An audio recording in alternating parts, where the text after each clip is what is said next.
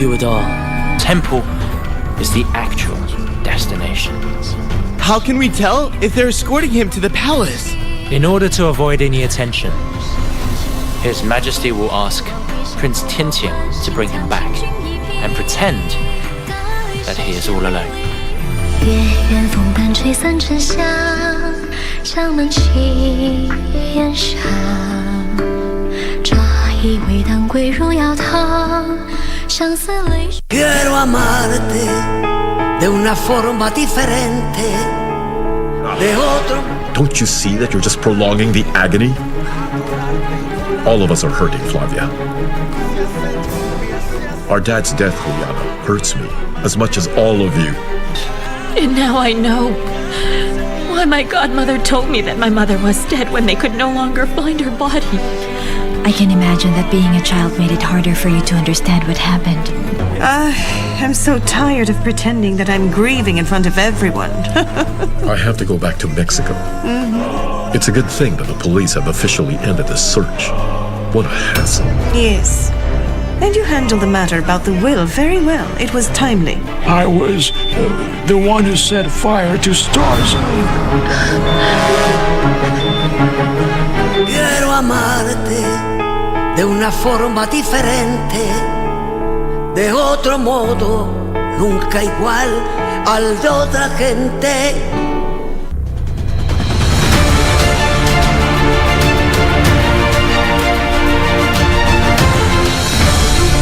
Chini ya uongozi wa Rais Uhuru Kenyatta, uwekezaji katika mipango inayozisaidia biashara ndogo ndogo na za kadri umeongezeka, na hivyo basi kuunda nafasi zaidi za kazi. Wiki hii kwenye Project 254. I wish to reiterate my commitment to the young people of this country. You are the most important agenda for me and my administration. Nilipokuja Kirdi, niliona kazi inaanza kwenda haraka because the machines zilikuwa. Wametuwekea machines. Sasa sisi kazi yetu ni kukuja na kuprocess Kirdi na kufanya product development na kuuza.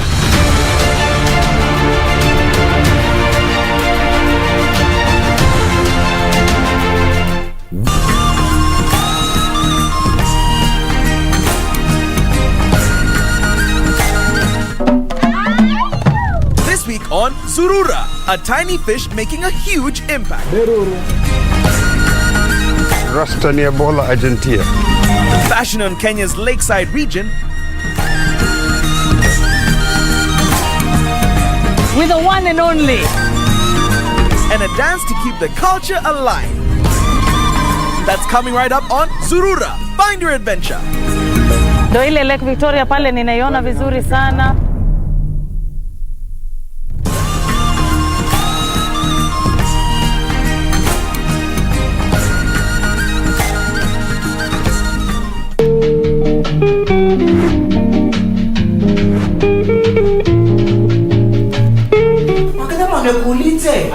Unamuita nini hiyo jina gani? Unaona ni kama amefunga kilemba. Kilemba sasa Alimulima yani kama shamba na anajaribu kusaidia. Wewe ulipofamiwa, yani uliona watu wanafanana.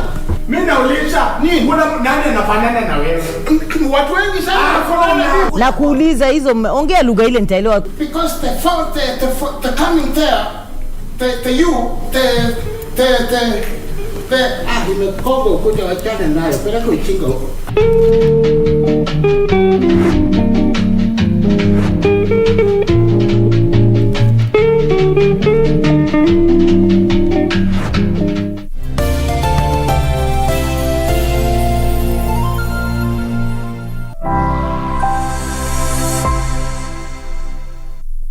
About that.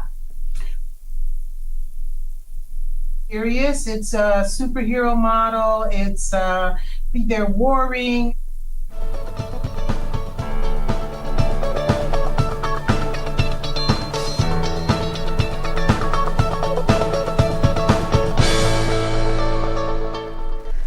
Good morning. Trust that you had a pleasant evening and made time to join us here at KBC, where we're watching Good Morning Kenya Indeed. As we say it here, Thursday is a new Friday. But before we get to the entertainment side of things this Thursday, how about we bring you up to speed with those stories that have been making headlines in the last 24 hours. Good morning once again. I'm Regina Manyara. Remember that we are live and we welcome your feedback regarding this broadcast. Tell us what you think about the stories that we have aired and areas that we think we need to focus on. We start off with the situation as far as the health is concerned and focusing on the virus, where Kenya has recorded 1,006 new coronavirus cases in the last 24 hours, the highest this month, out of a sample size of 5,584 samples tested.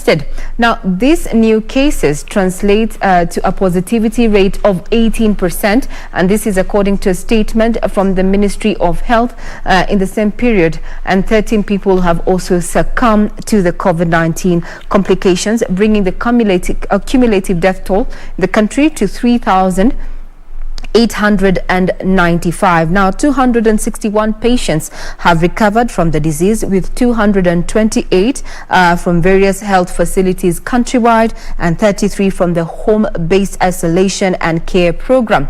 So far, a total of 1,692,793 persons have been vaccinated in the country. This is just a reminder to you and I that this virus does not travel on its own.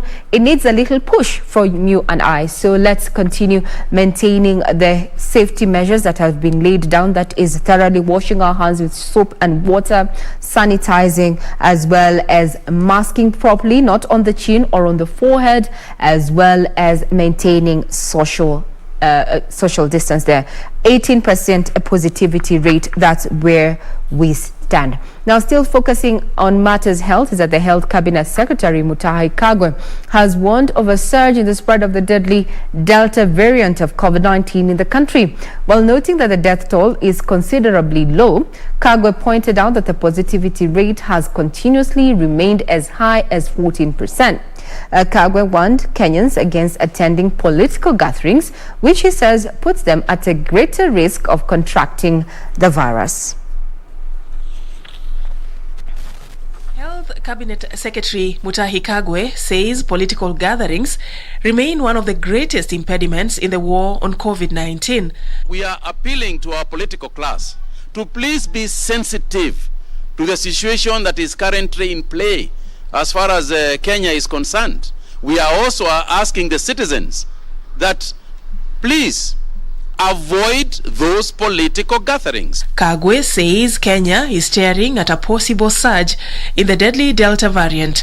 At the moment, at least, the death rate, continues to be reasonably low, within the country, as opposed to what we are observing elsewhere in the world. But in terms of the spread, it is spreading faster than the other variants were spreading.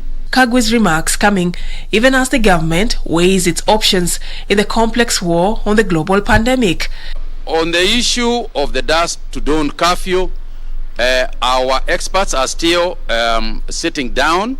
They are still discussing and advising us on what should happen in the next 2 days, in terms of extension or otherwise. Kenya has partnered with the Intergovernmental Authority on Development to bolster its war on the virus in the counties. IGAD is an organization of 8 member states who is working very closely in multi-sectorial sectors, specifically on this pandemic. As one of the subnational governments in Kenya, we will take the lead to work closely with the national government and to work closely with IGAD. Kenya has in the last 1 year adopted various technologies in the health sector. The newest among them is a simulation laboratory which offers practical experience to medical trainees in a simulated clinical environment. The healthcare providers and students we train through this simulation laboratory will lead to an increased workforce in our country, county and national healthcare facilities, which will in turn enhance operation of specialized medical equipment for better service delivery. The simulation laboratory we are launching today will undoubtedly go a long way in meeting this goal. The laboratory includes a mock intensive care unit and operating theater in which routine and complex clinical cases can be performed under the guidance of our faculty. The laboratory, which is based at the Kenya Medical Training College headquarters in Nairobi, will be utilized by all KMTC students in all campuses across the country. From matters health to security, where the government has given herders who have invaded private ranches in Laikipia County 7 days to leave or face the forceful eviction. Now, Interior Cabinet Secretary Dr. Fred Matiang'i, who has toured the county, said the government will not watch as the herders invade private property and cause insecurity in the area. CS, who spoke at Naibor Anti-Stock Theft Unit camp in Laikipia North Sub-County, noted that the government would not sit back and watch as herders with hundreds of livestock destroy private property in search of pasture.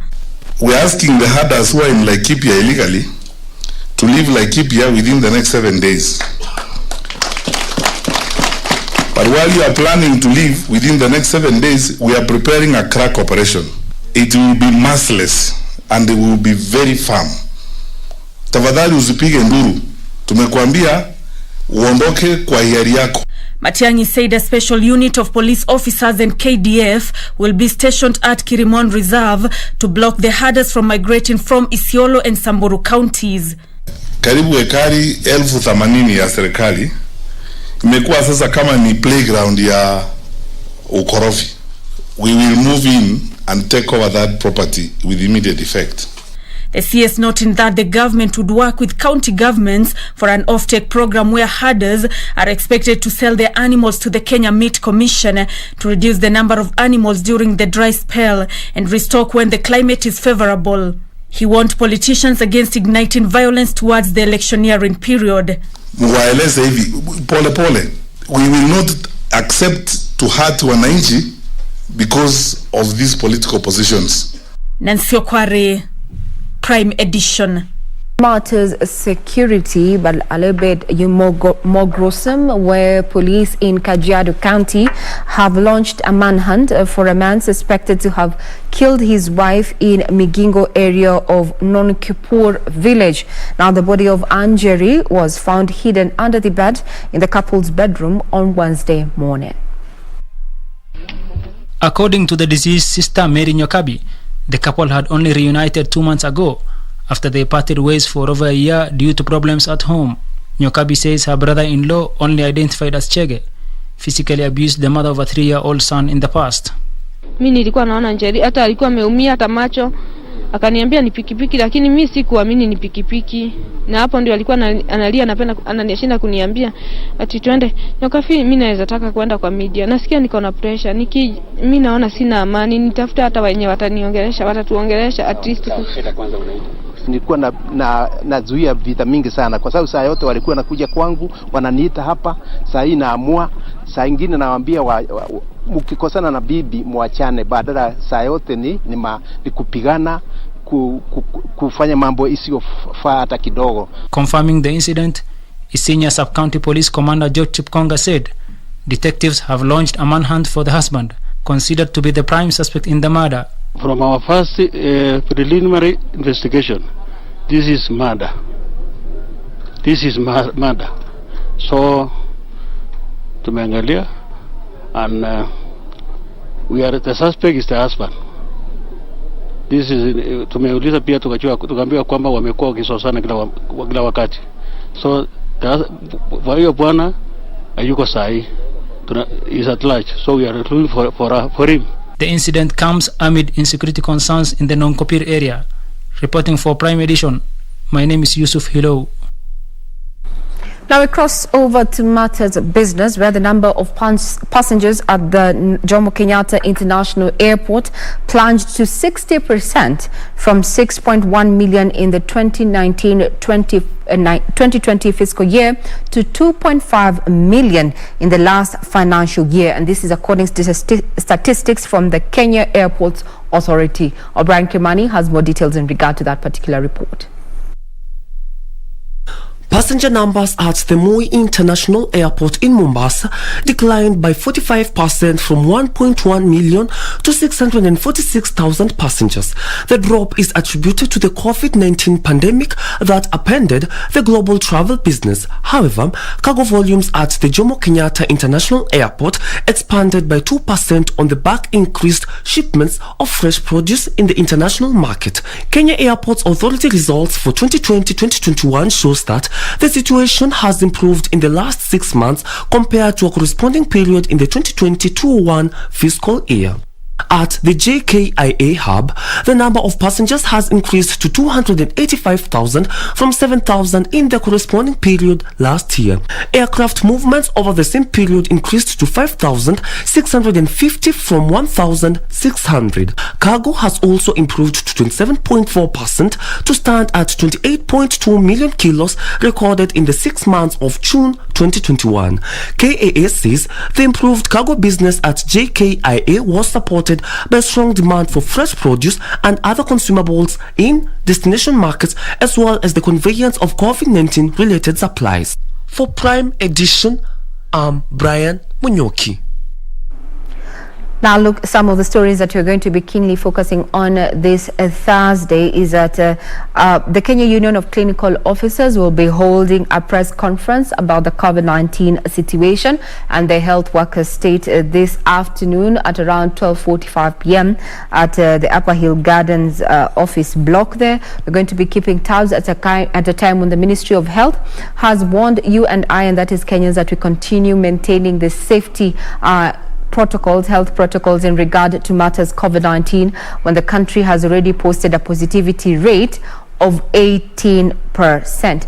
Remember, it begins with you, so social distance, mask properly, wash your hands with soap and running water, as well as sanitizer if you do not have water and soap in your, or rather within you, or rather next to you, a place where you can access that. Remember, you can also watch a rerun of the interview that ran yesterday between General Kiboshi and our reporter John Jacob Keria. All that is available on our website, that is www.kbc.co.ke. And in case you're wondering, yes, the Tokyo Games are still up and running, where in Tokyo, our volleyball team, Team Malkia Strikers, will be taking on world and European champions Serbia at 8:20 a.m. in their third match at the Tokyo Olympics. Now, the Kenyan Chargers will be aiming for a better result after losing 2 matches against host Japan and Korea, respectively. Now, Kenya are drawn in Pools A alongside powerhouse Brazil, Japan, Korea, Serbia and the Dominican Republic. Meanwhile, the Kenya beach volleyball duo of Godesia Makoha and Bariksides Agala lost in a straight sets to the U.S. team of Sarah Ponsil and Kelly Calles. Now, Kenya lost in sets of 21-8, 21-6. Elsewhere, the Kenya Lionesses also lost to 29-7 to New Zealand in the Rugby Sevens competition. They face Russia in the second Pool A match today at 1 p.m. You can get further details on our website, that is www.kbc.co.ke, where we bring you up to speed with what is happening in the political scene, matters business, as well as what is happening in the sporting arena. And the international sport event to watch at this time is the Tokyo Olympic Games. I'm Regina Manyara. I wish you a pleasant viewing. For now.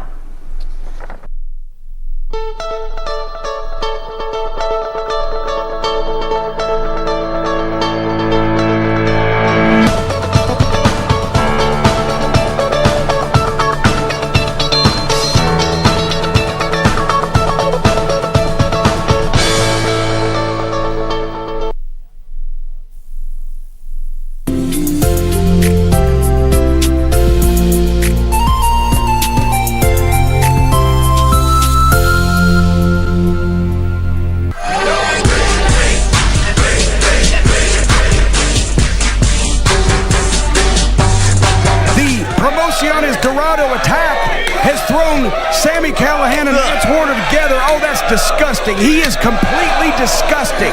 This is the last thing that I ever thought I'd see. These two maniacs teaming up, and here we go. We're not even waiting for the bells. Oh, man,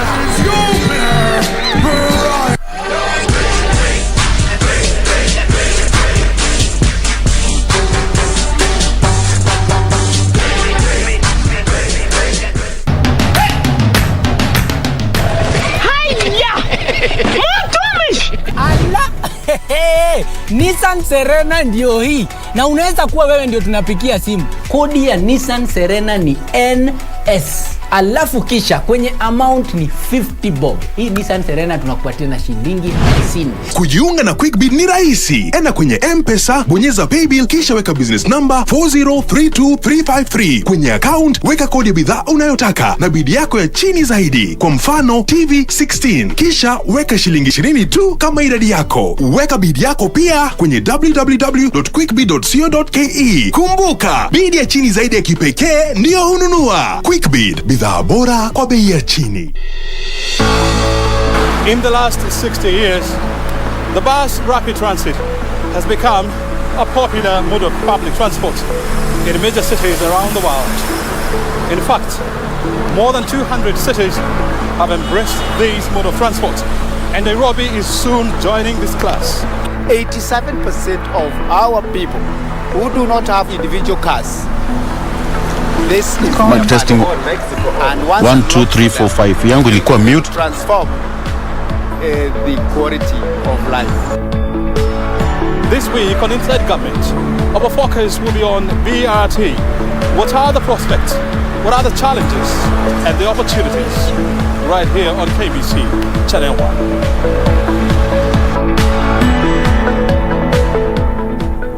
What does this number mean to you? A pack leader? A winner? Or just a number? To us, it means freshness, boldness, vibrancy and heritage. That's why at KBC Channel 1, we make it easier for you to pop up your family entertainment to a fresh, exciting and colorful bouquet.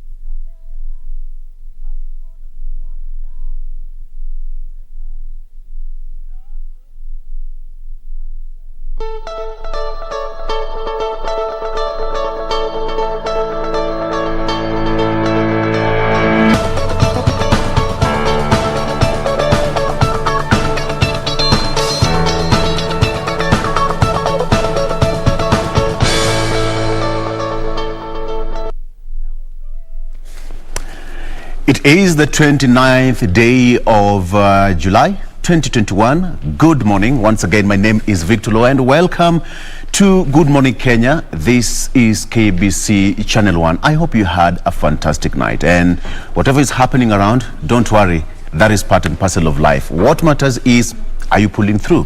All right? We have got in the headlines, and we're going to give you what's happening in the local dailies. And I have the Star and the Standard newspaper. I'm not alone. I am with...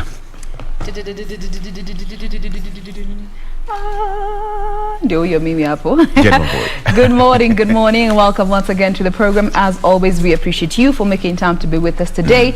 I am Jane Wamboy, and as Victor has rightfully put it, we want to get started with our first segment. In the headlines, I have a copy of the Daily Nation as well as the People Daily, and just to run you through what we have on the front page. But in the meantime, talk to us using the hashtag Good Morning Kenya on Twitter. At KBC Channel 1 is our official station handle. My handle is Jane Wamboy, and my he is at Victor Olo on the socials. And just starting with the front page of the Daily Nation, that's how it's looking like this morning.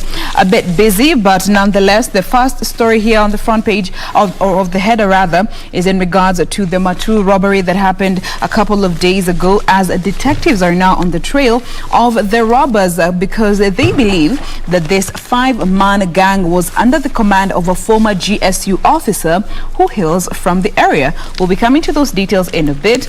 But then again, there's an interesting piece here, Victor. Najua unapenda uvusiba. Watu wanapenda ugali.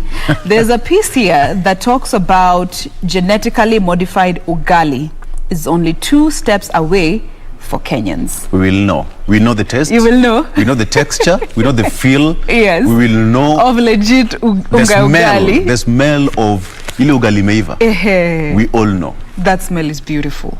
Oh, man. We'll be giving you the details of this particular piece in a bit. But there's also a piece here concerning the current talks that are happening or rather ongoing between Kenya and the UK, as 30,000 jobless nurses and other health workers will get a chance to work in the UK as a part of a new scheme requested by Kenya and set to be launched today. And this is information that this particular daily has happened to come across. Coming to the main story here, Uhuru Raila handshake tours. Is this a rehearsal for the 2022 campaigns? That is the big question as allies declare offensive against DP William Ruto is underway. But now officially the visits which begin in Nyanza, Western Coast and Upper Eastern are to commission development projects, but their appointments say that the leaders will also be reinforcing the unity agenda that they have been on since 2018 when we had the handshake on the 9th of March. That is the front page of the Daily Nation for you this morning, Vic. Yes, and on the Standard, still on politics, Ruto triggers a storm with the bottom-up plan. Okay, on the front page of the Standard. There you have it. Ruto's triggers a storm with bottom-up plan. Jen, people have been making fun out of this, the whole model, which was prompted by Deputy President William Ruto, a strategy that focuses on grassroots people to grow the economy, which is being popularized by the DP, draws reaction, split leaders. Remember, some leaders have been giving their own version of what bottom-up economy is all about. And now people, even memes are already out. We are Kenyans, and we are so quick to make a joke out of everything. But I think it's also important to just understand economically what is the meaning of bottom-up economy model, so that we get it right. But anyway, we can always relate to one thing or the other. All right, so scramble begins for Mount Kenya's 5 million swing votes for the first time since the onset of multi-party politics in 1992. The wider Mount Kenya region could become the biggest swing vote as President Kenyatta completes his term next year, with no clear political heir apparent. So, as you said, Jen, they are starting their tours across the country to popularize the handshake. 2 days ago, Raila said that they are going to start those tours with Raila on one side and President Kenyatta on the other side. So we are just waiting to see how it will pan out. There's a story here of shock revelation on suspect in student's murder. Now, Innocent Mahoha, seized over the killing of Christine Ambani, had earlier this year been released from police custody in unclear circumstances after he was linked to the murders of his brother, the brother's wife, and their 1-year-old child. Okay, so he's still in police custody as the investigations still continue. And Mizani, the roving artist who plies his trade in matatus. There is that gentleman, who plies the matatus along Gong Road. And for those people who've used the matatus along Gong Road, you will easily relate. All right. So this is it. Again, bottom-up approach economy model becomes part of the joke. Now, the bottom-up economics, an economic model being championed by Deputy President William Ruto, has, in his quest to become Kenya's 5th head of state, has become the butt of all jokes. Some of the jokes are not so amusing, like being likened to the human backside being raised in what the Secretary General for Jubilee Party, Raphael Tuju, said was its loose translation to Kiswahili. It's just they funny are how not sparing each other here. No. It's politics now. They say wamefungua turbo. Politicians wamefungua turbo sasa. So it's going to be a bit tricky. Yes. How and by the way, having covered elections, I will tell you this for free. When the microphones are on and they know very well that whatever they say on the podium is not live on any national television or any radio station, they go freestyle. And what the politicians say on the podium, we all know. We all know. And that's what people love. So it's quite synonymous. When you hear such statements, it's quite synonymous with our politicians. Jen. Absolutely. Now, let me start with this particular story on the back page of the People Daily, rather the Daily Nation, before we get to move to the People Daily. And this is some bit of good news, and this is part of the reaping the efforts of what the ongoing what is it called? The ongoing summit between Kenya and the UK that our president was co-hosting regarding raising funds for education for about 90 countries and territories for the next 5 years. But from these interactions with the UK, this 3-day tour that our president is on, another perk that we have gotten of benefit is the agreement that, as per this particular daily, Kenya has reached with the UK to employ some Kenyan nurses and other health workers that are unemployed. And so far there is a 30,000 lot that has been identified that are jobless, Kenyan nurses and health workers. And this only comes about 6 months after the UK allowed skilled Kenyans without degrees to apply for work permits in Britain under the post-Brexit immigration rules. So the exact number of who will go and the process for visas and all that will be confirmed and understood by the end of October of this year, as per what has been captured here. They said that they go on to say that it is expected that this deal will be signed today by the UK Health Secretary, that is Sajid Javid, and Kenya's Labour CS, that is Chelangui.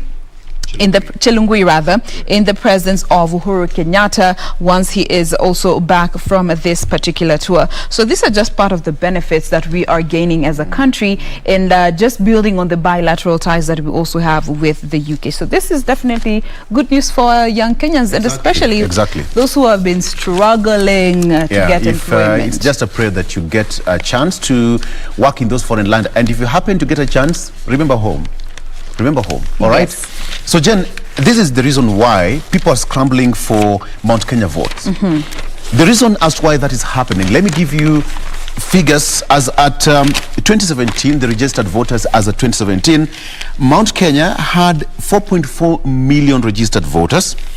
Rift Valley followed secondly with 3.9 million voters. Nyanza, 2.7 million voters.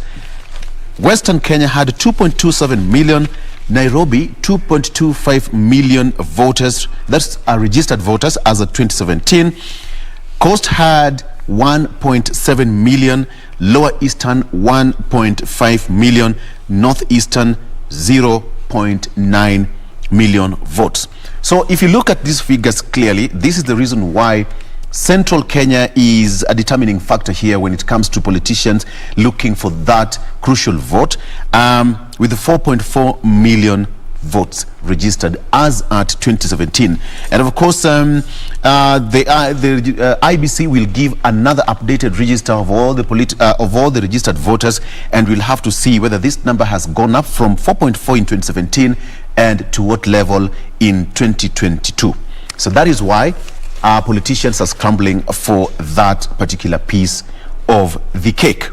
Now, Matiang'i has given herders 7 days to leave private ranches. That is, at the same time, Dr. Matiang'i has said that security forces will take over the 8,000-acre Kilimoni farm to act as a buffer zone to keep off the herders, who he described as a source of insecurity. Now, he has given hundreds of herders from Isiolo, Samburu and Baringo who have invaded private ranches in Laikipia County 7 days to leave, or they will be forced out.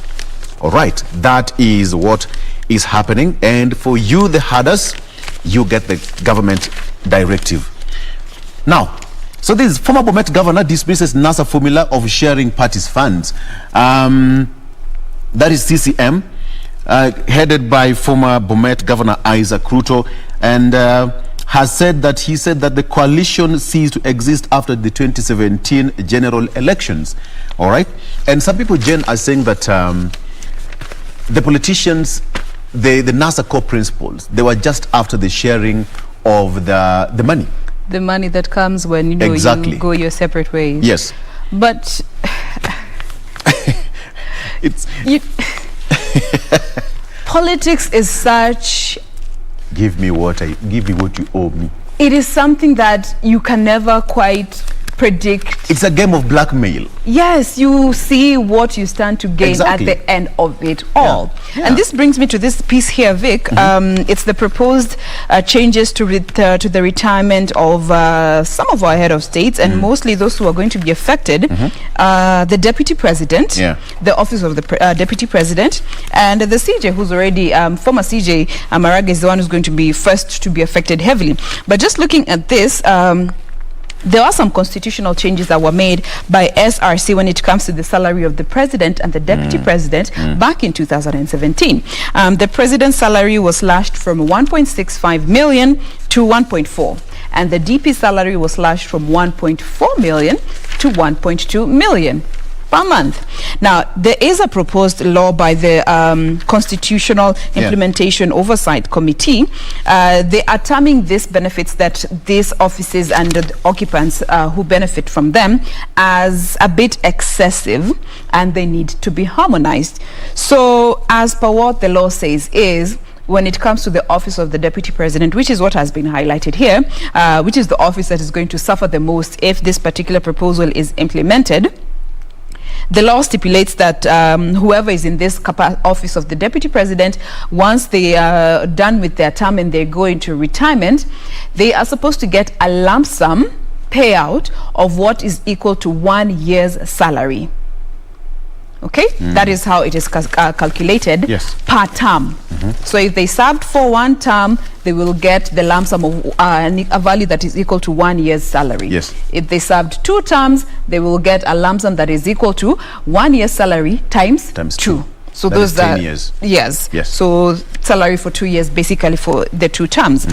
But if they are to go this direction and adopt this particular proposal, they are going to be looking to slash this payout and revise this particular calculation that is done to get this lump sum payment. And some of the guys who are already benefiting from this particular setup, we have former Prime Minister Raila Odinga, former Vice President Kalonzo Musyoka, and former Chief Justice William Otunga. They are the ones that have been benefiting the most from the particular payout terms that are existing. But once this particular proposal has been presented and adopted, they are the ones that are going to be most affected. You can get the specifics on this particular paper that is on page 4 of the Daily Nation. So this goes just to show you that in as much as they are looking out for what position, there's always a means to, it's always a means to an end. Exactly. Politics is never a straight path. All right. It seems that we are getting some good stuff from the UK. Minister says that Kenya has been given 817,000 doses of vaccine. I think the president's visit to the UK is a blessing to us. Over the last few days, we've seen a lot. Now, the nurses are also, potentially getting jobs. Exactly. We got 20 billion. All right. For President Kenyatta's legacy project. Yes. And now we also have 817,000 doses of vaccine. And now Minister says that county governments have a bigger responsibility of ensuring that all targeted adult population get fully vaccinated.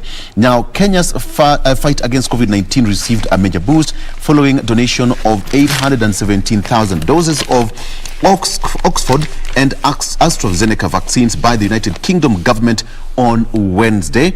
The announcement was made following a meeting between President Uhuru Kenyatta and UK Prime Minister Boris Johnson.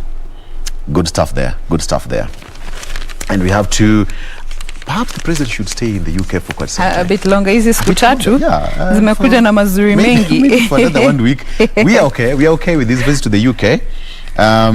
This is it. So, again, focus on national exams as Magoha team in UK. Again, So focus now shifts to preparations for national examinations days after learners open schools. All children from pre-primary schools to Form 4 reported to school on Monday when the new term, which will last for 10 weeks, started. Now, this was after successful administration of school-based assessment for grade 4 and the national examination for standard 8 and Form 4 learners. So, Abagoha said that now what's remaining is all students should now focus on their national examination. Jen, we have another tribe, the Shona. I will tell you more about it after this. What do you have? Let me just take you back to the COVID story that you had just mentioned, but he is now in the Kenyan space because as per the Ministry of Health, they've sounded the alarm saying that the Delta variant is what is currently affecting so many people whose origin is India, but they have also attributed this third wave to COVID, to the Delta variant. Now, a study that was published by Lancet also indicates that the Delta variant hospitalization rate is at 85%. Those who have contracted COVID-19 in this wave, the third and also the fourth wave, global wave, the hospitalization rate is at about 85% or higher, which is higher than the Alpha variant rate that originated from the UK. So this study shows that it affects children 5 times fold. So in as much as they are super spreaders, they are the ones that are heavily affected by this new variant. So remember, yesterday we had this conversation about being your first line of defense. Mask up as long as you're in a public space, sanitize or wash your hands as often as you possibly can, and social distance. I'm going to personal space. Okay? Now, back to the tribe that you were telling us. Yes. The Shonas attain Kenyan citizenship after decades. Now, government announces that the community will now be recognized as an additional ethnic group in Kenya. Now, for more than 60 years, the Shonas betrothed the country as stateless people, devoid of official recognition as citizens and denied essential services on account of their status. Okay, so that is what is happening here. So we have got Shona, who are now part of the Kenyan community, and they were given their identification cards by Interior CS Dr. Fred Matiang'i. This is it. Their ancestors had moved to Kenya in the late 1950s from Matebele, Zimbabwe, and settled in the country. Another batch of missionaries sent by Johann Masowe of Gospel Church of God checked in between 1959 and 1961, settling in Kinoo and Kiambaa areas, just across here. So we have and there they began their lifelong petition for citizenship, including marriages with Kenyans to secure backroom recognition as citizens. So they are now officially recognized as Kenyans. So that is it. So they're officially Kenyan. So if you see any Shona, that is a Kenyan. That is not a Shona anymore. All right. So we are Kenyans. We are growing. All right. So quickly, at the back page, it's Olympics time, Jane. Yes. And Kenyans are still hoping that they are going to end their 53-year wait. You know, guys are saying for Kenya, bado Olympics is danza. Exactly. Hadi ile time tutashinda ka gold kamoja. But then again, they said we shouldn't be disappointed. If we are to get disappointed, we wait until the marathons have begun, the races have begun. That is when it begins for Kenya. Yeah. So will Kenya end its 53-year wait for 10,000 meters gold medal? It has been 53 years since Kenya struck gold in 10,000 meters men's race at the Olympics, since the late Naftali Temu clinched gold over the 25-lap race at the 1968 Olympic Games in Mexico City. Different generations of Kenya have tried, but with no success. So we are waiting to see how it's going to play out in the Olympics. We wish them all the very best. At least that is the match that we can talk about. They are representing Kenya there, and so this is it. And again, it will be a do or die for Kenyan trio in 3,000 steeplechase tomorrow.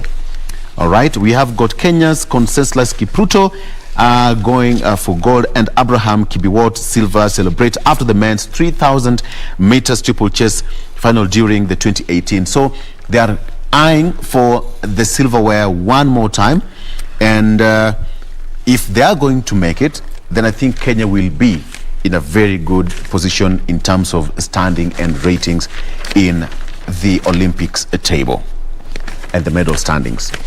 All right, what do you have, Jen?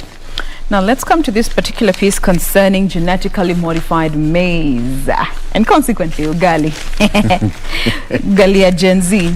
So this is something that the research has been ongoing since 2008, and Kenya is only 2 steps away from adopting genetically modified maize after researchers submitted their trials to the Ministry of Agriculture.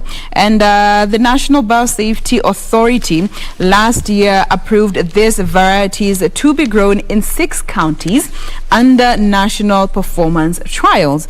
Now they have finished this particular trial phase and they've harvested, and as per the results they have seen that these maize varieties produced better yields than other breeds that are not genetically modified.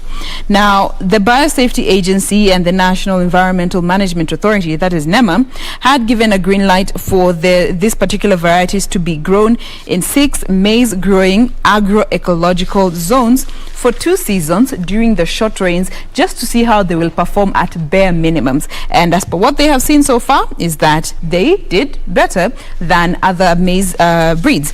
But now the 2 steps that are remaining is for the National Biosafety Authority to assess the impact of this genetically modified maize on humans and animals, and the other second step is where NEMA will assess its impact on the environment, and once they have come to a conclusion, that is when it will either be approved or rejected. What do you make of this, Vic? I mean, maize is, and consequently maize flour is a staple here in our country, so it's something that almost every Kenyan is bound to consume.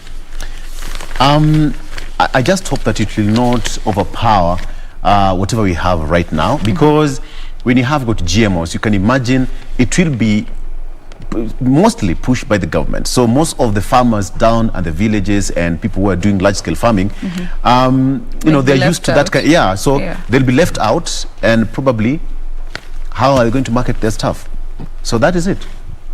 And on that ugali note, let's just take a quick break. We'll be right back. We are not eating any ugali. It's just a quick break. We'll be right back after this. Stay tuned.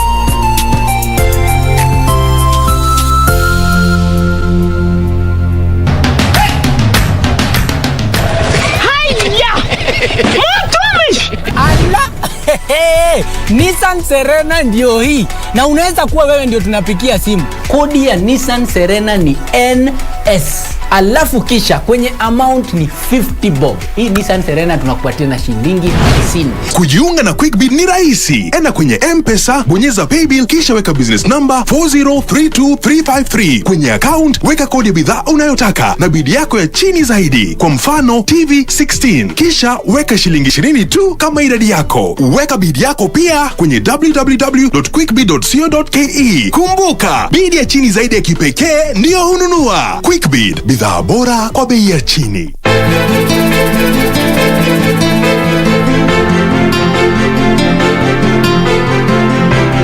Waniuliza kuhusu gari badala kuniuliza mimi kama niko sawa. Mbona basi nakuona unaenda kule uwanjani? Hiyo si kazi yako. Sikiza bwana, hapa jina lako mimi nalitanisaidia. Uliza kila geti. Hapa pesa tu. Kujua tatizo lake ni vipi? Ni tujue mwanzo ametokea wapi? Tujue alipotoka. Tatizo liko hapo sasa. Wewe unajua nakupenda. Liolo na lio. Mimi ni mjamzito.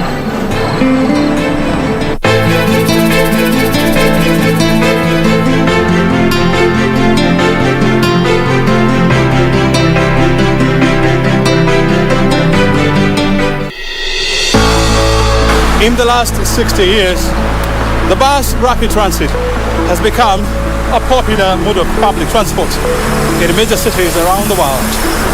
In fact, more than 200 cities have embraced these mode of transport, and Nairobi is soon joining this class.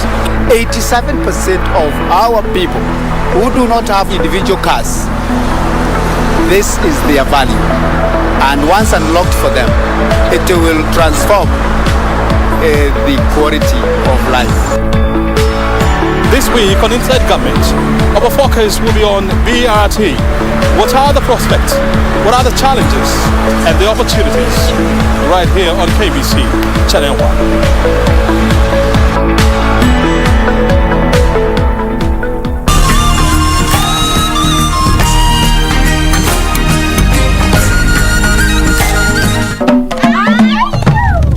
On Zurura, a tiny fish making a huge impact. Rastani Ebola Argentina. Fashion on Kenya's lakeside region. With the one and only. And a dance to keep the culture alive. That's coming right up on Zurura. Find your adventure. Ndio ile Lake Victoria pale ninaiona vizuri sana.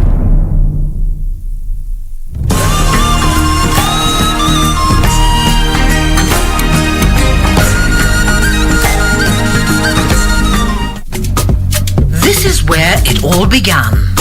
As the mother of broadcasting in Kenya, you can trust KBC to bring you authentic news and programs to your living room. As KBC, we take pride in our unrivaled heritage as Kenya's trusted national broadcaster. Commanding over 92% digital television signal coverage of our country, 23 radio services that cut across our entire language spectrum, a national, regional and international digital presence backed by the most experienced and top-notch broadcast professionals in the industry. A very good evening to you. The new look Kenya Broadcasting Corporation is truly ahead of the pack. Turn to the mother of broadcasting in Kenya for stories that resonate with our identity, our aspirations as a people united in purpose. Real stories of hard work, of passion, of creativity, of big dreams. Stories that cement our nationhood. Stories that bring us together as one. We take pride in our shared heritage and destiny. KBC, informing, educating and entertaining Kenyans as one nation. KBC, Kenya's listening, Kenya's watching.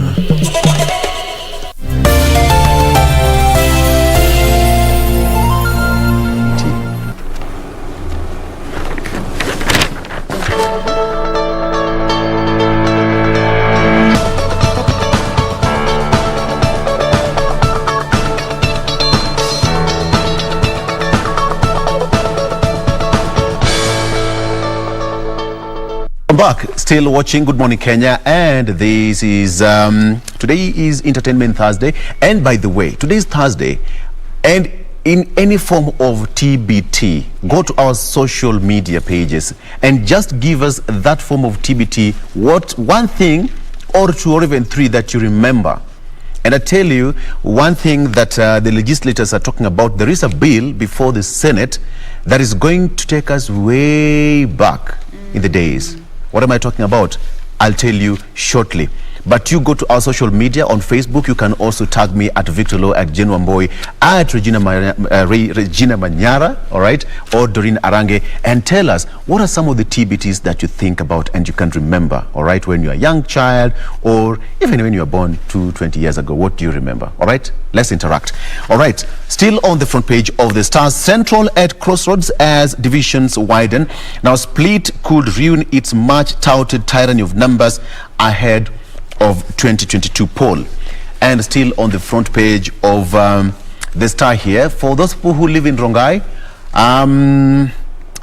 yeah, they woke up to a feline, a cat, just strayed from the national park, but it was captured by the KWS and taken back to its original habitat.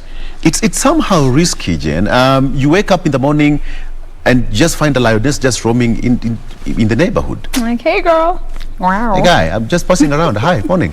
How you doing? Hey, you got lost or something? Yeah, you lost. Don't worry, girl. I'm gonna call your guys. Yeah. They're gonna come pick you up, so just chill there, okay? Yeah. We'll be right back. Inapita ikisema vamask. Vamask. But the good thing is no one was hurt. No one was hurt. It was rather calm, just hiding. Yeah, and you know the thing about wild animals, they will only attack when you provoke when they feel that they are, in danger. In danger and provoked. And in this situation, I think it also got shocked because there's a picture showing that it was in a very kind of a tight spot in between the building. So perhaps it was also looking for a space to hide.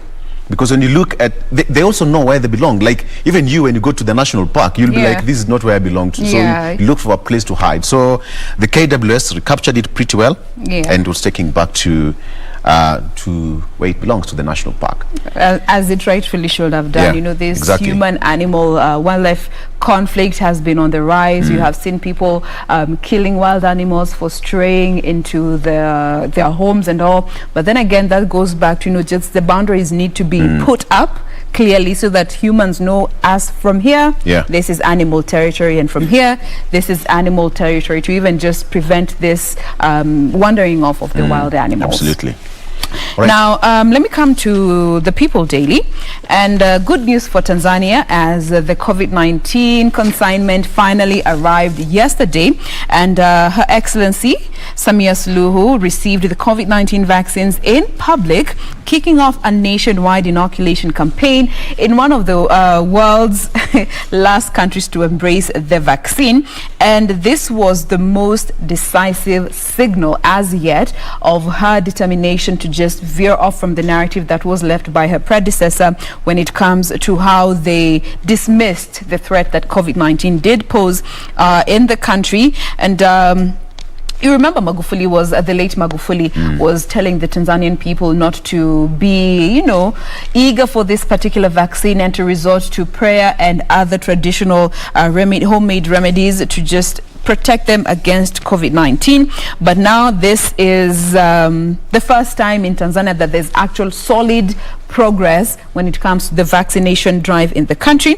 And they did receive the Johnson & Johnson vaccine, and she went on to express confidence in the safety of this vaccine for her nationals, and said that the more than 58 million people, she is set to ensure that all of them do get a jab of this particular vaccine. So congratulations to Tanzania. Yeah, absolutely.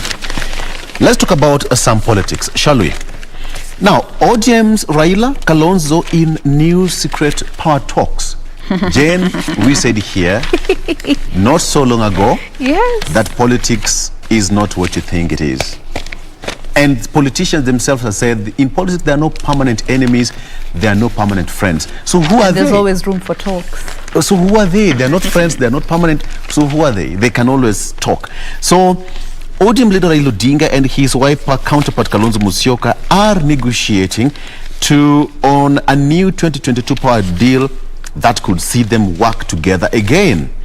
Now, according to the Star newspaper, away from the glares of the cameras, the two are convinced that if they part ways, they would be handing over Deputy President William Ruto the keys to State House.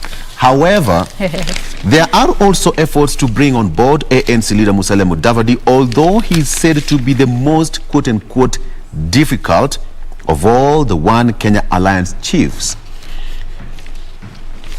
It's going to be interesting, Jane, because I mean, these people know very well that they want each other and they need each other, and all the communities and their numbers. I just gave you a rundown on the 2017 voter registration as of 2017. Yeah. And I mean, part of Eastern is also 1.5 million voters as at 2017.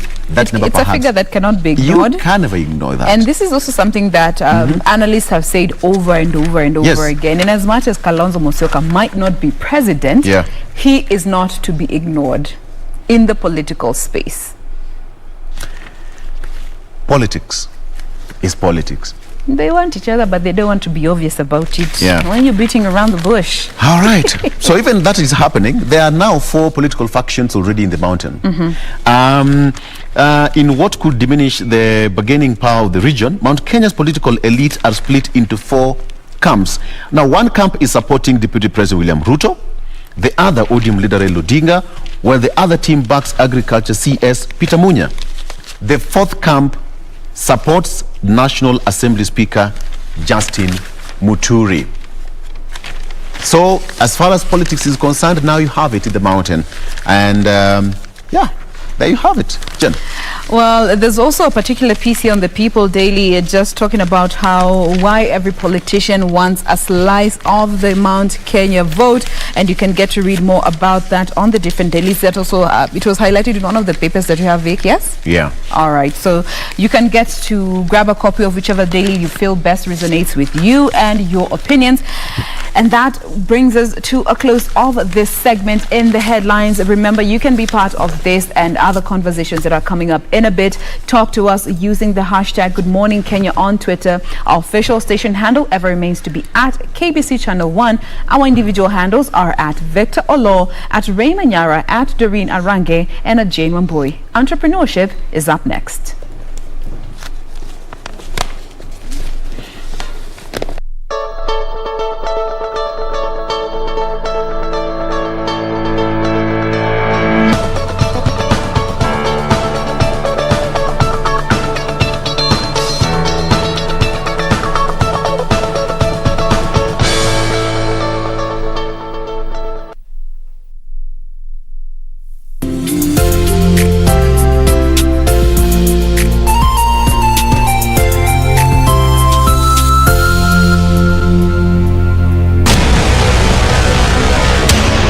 Get the VIP access to the best shows on KBC Channel 1. We have something different, something special to spice you up.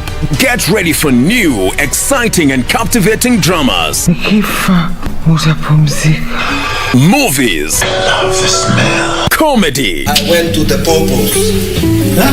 Drama. Did he assault the queen in my house, in my presence? News, sports, and so much more. Do the things that make you happy on KBC Channel 1.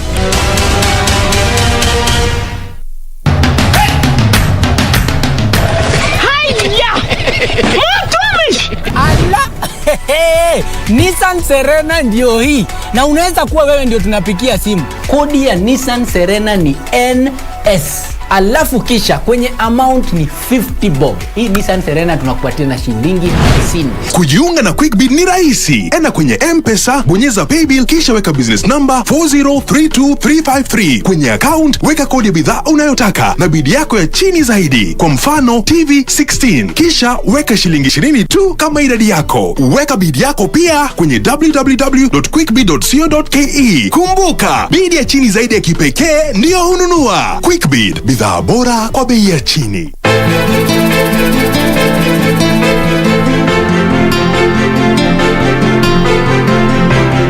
Waniuliza kuhusu gari badala kuniuliza mimi kama niko sawa. Mbona basi nakuona unaenda kule uwanjani?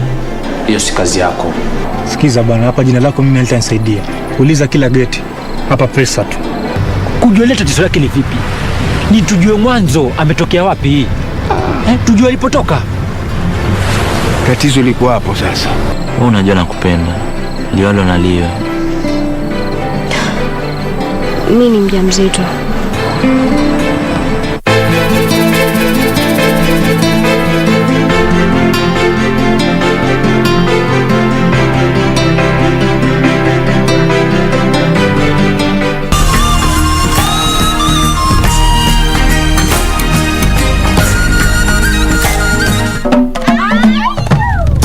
On Zurura, A tiny fish making a huge impact.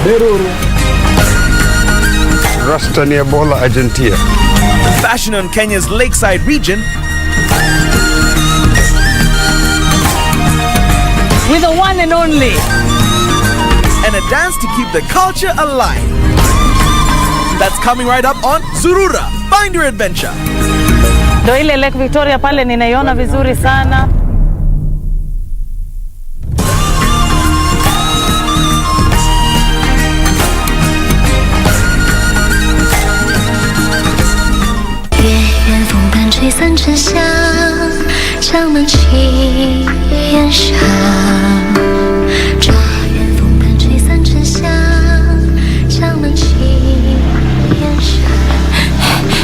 Hey, things okay? Shh. Ms. Lin, tell Botany Valley about all of this and have them check what Prince Tianqing is up to. So you're telling me that I have no other choice but to continue? Mind this. Running away won't help you at all. Temple is the actual destination. How can we tell if they're escorting him to the palace? In order to avoid any attention, His Majesty will ask Prince Tianqing to bring him back and pretend that he is all alone.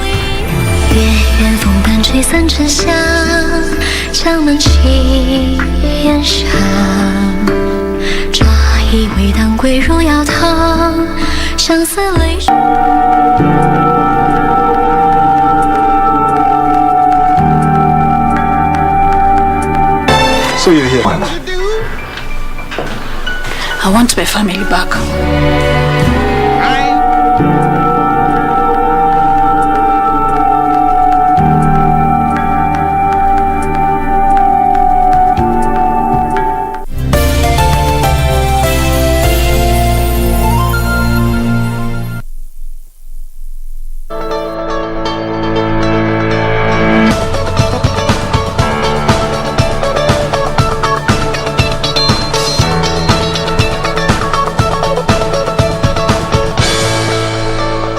Indeed, we just mentioned when we began this broadcast that Thursday is the new Friday, but we also want to give it a twist and turn because we know money makes the world go round, and we're talking about post-COVID recovery. At a time when the Ministry of Health has already warned you and I as Wanjiko to continue adhering to the safety measures in as far as COVID-19 is concerned, with that positivity rate of 18%. Those in the healthcare value chain, what do they have to say in regard to the business environment? So we're speaking matters entrepreneurship, and my guest this morning is the sales director at Revital Healthcare, Ronique Vora. Karibu sana. Thank you very much. Good. Now you're seated on the hot seat. You can see it's very much red. We want to talk about money, pesa. Absolutely. But now we'd want to understand, when we talk about Revital Healthcare, where do we place you on the healthcare value chain? Producer, manufacturer, service provider. Tell us more about Revital Healthcare. So Revital Healthcare is a state-of-the-art manufacturing facility located in the heart of Africa, specifically Kenya. So we're based in Kilifi County, where we manufacture more than 44 medical devices, and we employ about 500 people, 80% of them being women. So in the value chain, we're strategically placed as a manufacturer, key manufacturer, the only manufacturer of such a kind within the whole African continent. I like where you come from when you say manufacturing. We see government has been focusing on the Big Four agenda with a keen focus on manufacturing as a way to just leapfrog the economy. From where you sit in this value chain, what is your comment in regards to the ease of doing business in the country? We are facing a lot of challenges when we're doing business, not only in Kenya, but outside of Kenya as well. To keep focus specifically in Kenya, there are a couple of factors that take into place, such as taxes, high taxes. When you're manufacturing and you're selling locally as well as exporting, there's a lot of taxes that we need to pay. As a manufacturer, key manufacturer, specifically in the healthcare department, we need to look at ways in mitigating these atrocities that we're facing on a daily basis when it comes to taxes and all these levies that we have to pay as local manufacturer. Now, in the Finance Bill 2020-2021 that was just read some few months, actually a month or so ago, well, there was a reintroduction of VAT on syringes, and when I look at the company profile, this is one of the things that you manufacture. How do you think, or rather, how is this impacting on the cost, cost of resale value over what you're manufacturing? I've never heard of any country imposing VAT on syringes, let alone any other medical devices, but syringes specifically. Kenya, I believe, is one of the first countries who is looking at imposing. We're always setting the pace, you know. Yeah. So, I mean, VAT on syringes does not make sense. This is an essential medical device. When you check into a hospital to get diagnosed, you're bound to get injected by anything for that matter, or draw blood with anything like that for that. But imposing VAT on syringes does not make sense. Impose VAT on other things such as sweets or other confectionery items and things like that, but not on essential medical devices. And that's what, in fact, the last 3-4 weeks, I've had a customer calling me every day asking me, has the VAT bill been passed? Has the VAT been passed for the syringes? And I keep saying, no, it's not yet been passed. And we're trying to push on our own way not to make sure that it does not pass through Parliament. And that's what we want to enforce the government of Kenya to look into this, and don't impose VAT on this. Impose VAT on other aspects. You see, most people do not understand what vatable actually means when you say this is a vatable good and this is exempt and such. So in a nutshell, let's make them understand when we say now, if this bill indeed passes with these proposals, because these were just proposals that were read out, what would that mean for the cost of healthcare services? 16%. Straight up the bat, you're going to pay 16% more on a single syringe. If I'm selling a syringe to the government of Kenya at about 5 shillings a piece, you're not going to impose this VAT on this. So it's going to become an additional cost to the consumer, the end person. And when you go to a hospital, private government hospital, let's take private in this aspect.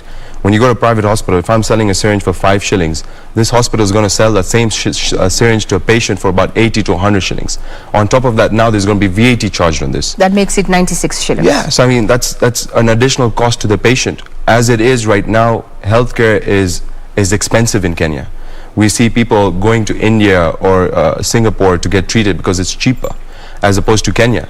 And if you start adding these taxes onto this, healthcare is going to die in Kenya. Essentially, it's going to die. You're going to look at other countries to now focus on healthcare and go get treated and things like that. So we're keeping tabs on how far the finance bill is going to come, and we hope some of those proposals that they're in are going to be dropped. Now let's come back to the ease of doing business and looking at the index. You've said that Kenya is your central point, or rather your destination of choice in terms of investment. What attracted Revital Healthcare to Kenya as a place to do business? I mean, for Africa, leave alone sub-Saharan Africa, so to speak. So I'm a third-generation Kenyan. The family set up this business in 2008. We had absolutely no views in going this far ahead in the game. When we started off in 2008, we started off with only 2 products, never thinking that we're going to be now manufacturing more than 44 medical devices. I mean, our key focus lies in expanding the product range and to make sure Revital becomes a one-stop shop for all medical needs in Africa.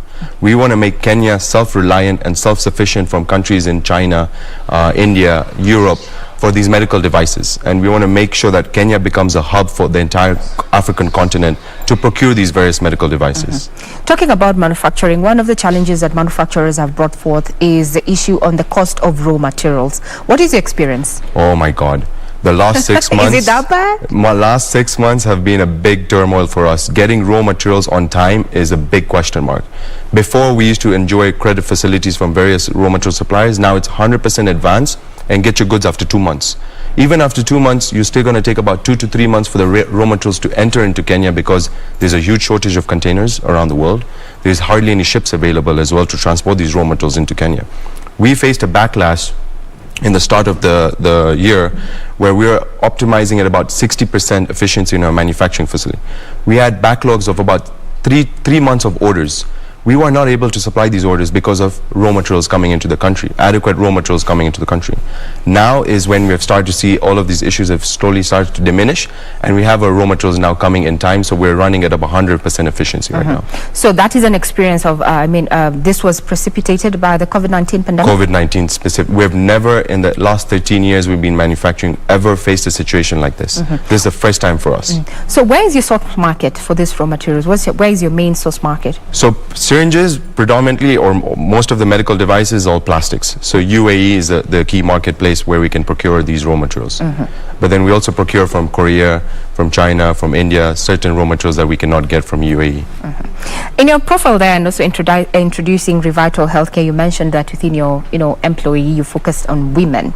And I see in your portfolio, you're talking about a product that is coming into the market soon, targeting infants to just try and curb infant mortality. Maybe you can take us through that. Absolutely. So a couple of months ago, we got approached by a professor from Harvard University, Professor Thomas Burke, and he has come up with an innovative product which helps neonates and infants when they're premature born. More than 1 million babies are born premature every year. And when you're premature, you require the right amount of oxygen. Too much or too little can cause brain damage or lose eyesight, which is what we see regularly every now and then. When COVID hit, a lot of these ventilators were taken away to these patients, which required the right amount of oxygen to survive. And so these neonates and infants were left with nothing. So this professor from the US came out with this innovative product. It's a portable device this small. And the best thing about this product, it uses absolutely no electricity. The only thing that you need to do is connect to an oxygen cylinder tank. It passes through the right amount of oxygen to the neonate infant. And we've even conducted several clinical trials around the world. One of the amazing clinical trials we conducted was in India, where a neonate was transported over 300 kilometers in a tuk-tuk. So we managed to take this baby, this neonate, from a level 1 hospital to a level 5 hospital in a tuk-tuk with a small portable device, and the baby survived. The baby is living happily right now. So what powers equipment if it doesn't use electricity? Because when you talk about medical equipment, actually most equipment, if you're not using electricity, then they're either diesel driven. What powers this particular equipment? Nothing, just pure oxygen pumping into this small device. Oh, wow. And it passes through a couple of chambers and it enters through the nasal prongs of a neonate. So it's more mechanical than electrical. Yeah. Game changer in the market? Absolutely. I mean, this is one of a kind opportunity that not only Kenya and Revital specifically has got. This professor could have gone to China at a fraction of cost to manufacture this, or he could have gone to India as well. But the reason why he identified Kenya and Revital specifically, because we're located in Africa. We get a lot of these problems in Africa. So that's the reason why he identified us to manufacture this product in Kenya. This is just one such product he's come up with. He's coming out with a whole new line of respiratory products as well. And he wants to focus specifically with Revital to manufacture these products. He's seen the facility that we have. He's seen the state-of-the-art facility, the clean room facilities that we have, and that's why he's emphasized on Revital manufacturing this product. Now, government has been looking at ways of just making Kenya not just a travel destination for safari and beach, but also looking at medical tourism. From a person who's already in the value chain as far as healthcare is concerned, what do we need to do to actually achieve that, to have that diversity in our tourism portfolio? We're quite far from achieving this. I mean, when I say we're quite far, I mean we're not prepared as a country to make Kenya a medical hub for medical tourism. We have a long way to go in establishing good facilities, good equipments, good machines. We have to have the right doctors as well. We're an educated country. My brothers and sisters in Kenya, they're very, very educated people. They've got doctors in various degrees and things like that. And we need to make sure that we emphasize on making Kenya the hub of medical in Africa. We don't need to go to India and China to be treated. We can do it in Kenya. We have the capability, so why not? So, but we just need to go the extra mile. We just need to go that extra mile. Now, talking about going the extra mile, just yesterday we had a report from the Ministry of Health saying that our current COVID positivity rate is at 18%. This has jumped from a figure of around 5% beginning of the year. What is your take, from a business point of view as well as a Kenyan? So the increase in numbers, I strongly believe, is because of the Delta variant from India. I'll give you one example. Our neighboring country, Tanzania, and Uganda as well, the way they've managed to control the numbers is making sure that they test people, adequate testing is done. Any person that enters the country, a test has to be conducted. You can come from your respective country and bring a PCR test into your own country and present it to the government of Tanzania, but they insist the minute you enter their border, do a rapid antigen test. And within 15 to 20 minutes, you get your result. That is what we need to do in Kenya to control the numbers that we're seeing today. 18% is high, it's very high. And if you don't control it right now, it's going to increase more and we're going to enter into a lockdown. No one wants to go into a lockdown. Lockdown frustrates people, loses a lot of jobs, affects the economy. There's a lot of negative effects to this. Why do we want to get to that negative effect when we can first fix this problem from the start? Ensure that anyone who enters Kenya is checked, using a rapid diagnostic check, they're checked before they enter into the country. We don't need to do isolation 14 days. People get frustrated, to be honest with you. You have to stay in a hotel and for 14 days. And the cost implication of that, because you've also brought up that the rapid testing, the antigen rapid test, but on average, an average Kenyan cannot even afford a basic meal. So when we do this, but then what role then can, other than the government, what role can the private sector then play? And as far as this is concerned, because it's going to affect all of us. Absolutely. There's so many manufacturers in Kenya, pharmaceutical, non-pharmaceuticals. We all need to get together. We need to sit with the ministry, we need to sit with the government, and we need to come up with policies together and reforms to make sure that these mitigation effects we don't face these problems again. This is one such pandemic. We don't want another pandemic like this to come and we're affected greatly like this. We can take ourselves an example from other countries around the world who have controlled these numbers highly. China is one of them, even though COVID came from there. I mean, if you see... they still dispute that. They still dispute that, of course. Dispute that. It didn't come from us. We don't know. We're like all of you, but yeah. But yeah, they've managed to control it significantly. I mean, one of the reasons is because of vaccination. We need to make sure we vaccinate majority of the population. The minute we do that, we pass the herd immunity of vaccination, we're good. Not 100% clear in the green line, but we're good. We're one step ahead from all the other neighboring countries. Talking about vaccination, we still come back to what vaccine is being used by whom because of cost, the cost implication. Now, as we want to get to a wrap up from where you sit, post-COVID recovery, what are your plans as Revital Healthcare? So Revital is kicking gears in manufacturing essential medical devices. I mentioned we're doing 44 right now, but we're in the line of now launching a whole new line of RDTs, rapid diagnostic test kits. So we're looking at malaria, we're looking at not only COVID as well, but we're looking at H. pylori, hepatitis, cancer. So we have got I and my R&D team, we've sat down together and we've said we're given ourselves about 6 months to 1 year to come up with over 200 different types of RDTs. That's one line of focus that we're doing. Our core business, which is syringes, we manufacture vaccine syringes. First country in Africa to be manufacturing vaccine syringes, which is WHO approved. There is no single manufacturer in Africa. 7 manufacturers in the world, and the only manufacturer is located in Kenya. We're exporting these vaccine syringes to Europe, to various countries around the world, including UNICEF and WHO. We want to emphasize that the governments set up protocols and measures in place to make sure the pandemic like this doesn't come up again, which means setting up vaccine factories, supporting the local manufacturers, things like that, you know. That's quite a vision there. I want to give you an opportunity to just do one parting shot from a potential business person, because one of the things that nascent entrepreneurs want to get in, they talk about, I have an idea but I do not have capital. This is a family business, so to speak, and very few family businesses are up and running. Actually, we're seeing them closing down now, left and said. What would you say is your secret for passing on this generation to generation? It's the bond and the knowledge transfer. I mean, our fathers and our uncles and all, they have immense amount of knowledge, and every day we get to learn this one bit at a time. The thing that I would give to anyone is don't lose hope. I know it's difficult right now, especially at this time right now, we're in a very difficult stage. Don't lose hope. If you've got an idea and if you're looking for funding, there are so many organizations available in Kenya who can give you this funding, especially if it's an innovative product which is life-saving. So definitely don't lose hope. Put your eggs don't put your eggs in one basket. Oh yeah, we don't do that. One might just no. Focus on the goal. Focus on the product that you have in mind, and just go all out. You might fail, you might not fail, but if you don't try and if you don't succeed, you never know. You're never going to know if this is going to be the next best thing. I don't want to water down what our guest this morning has said, and that is none other than the sales and marketing manager at Revital Healthcare. They are talking about matters of entrepreneurship. They have made quite the strides when it comes to the healthcare system.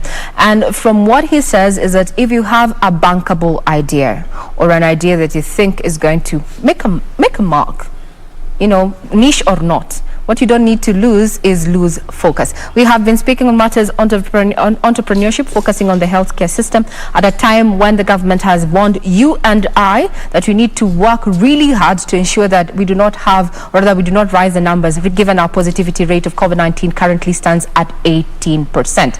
You've been watching the Entrepreneurship. Our guest this morning has been none other than Ronik Vora, who's a sales and marketing manager at Bilateral Healthcare.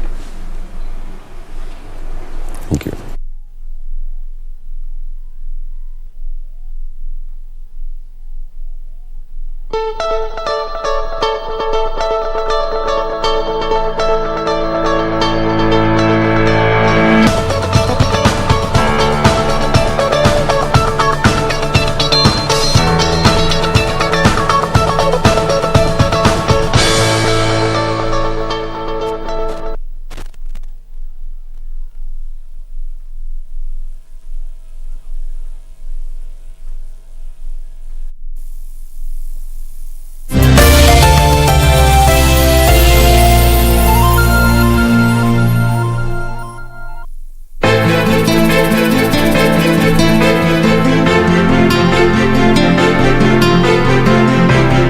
Waniuliza kuhusu gari badala kuniuliza mimi kama niko sawa. Mbona basi nakuona unaenda kule uwanjani? Hiyo si kazi yako. Sikiza bwana, hapa jina lako mimi nitanisaidia. Uliza kila geti. Hapa pesa tu. Kujua ile tatizo lake ni vipi? Ni tujue mwanzo ametokea wapi? Tujue alipotoka. Tatizo liko hapo sasa. Wewe unajua nakupenda. Liwalo na liwe. Mimi ni mjamzito.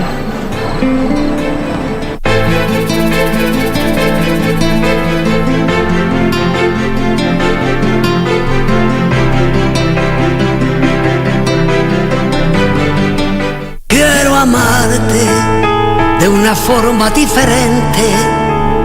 De otro. Don't you see that you're just prolonging the agony? All of us are hurting, Flavia.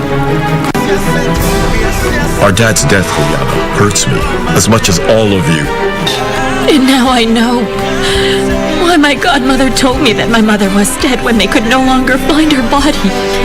I can imagine that being a child made it harder for you to understand what happened. I'm so tired of pretending that I'm grieving in front of everyone. I have to go back to Mexico. It's a good thing that the police have officially ended the search. What a hassle. Yes. And you handled the matter about the will very well. It was timely. I was the one who set fire to stars. Quiero amarte de una forma diferente, de otro modo, nunca igual al de otra gente.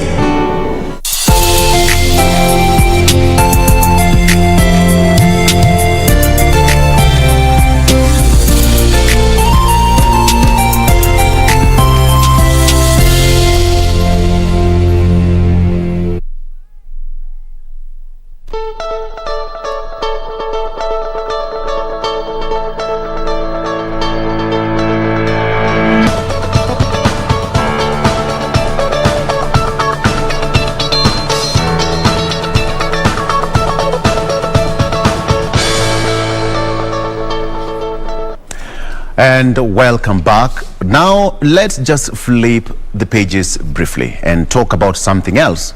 My name is Victor Lowe and you're still watching Good Morning Kenya. Let's talk about the art of reading and writing, because without reading, without writing, that's called literacy. How often do you read and how often do you write?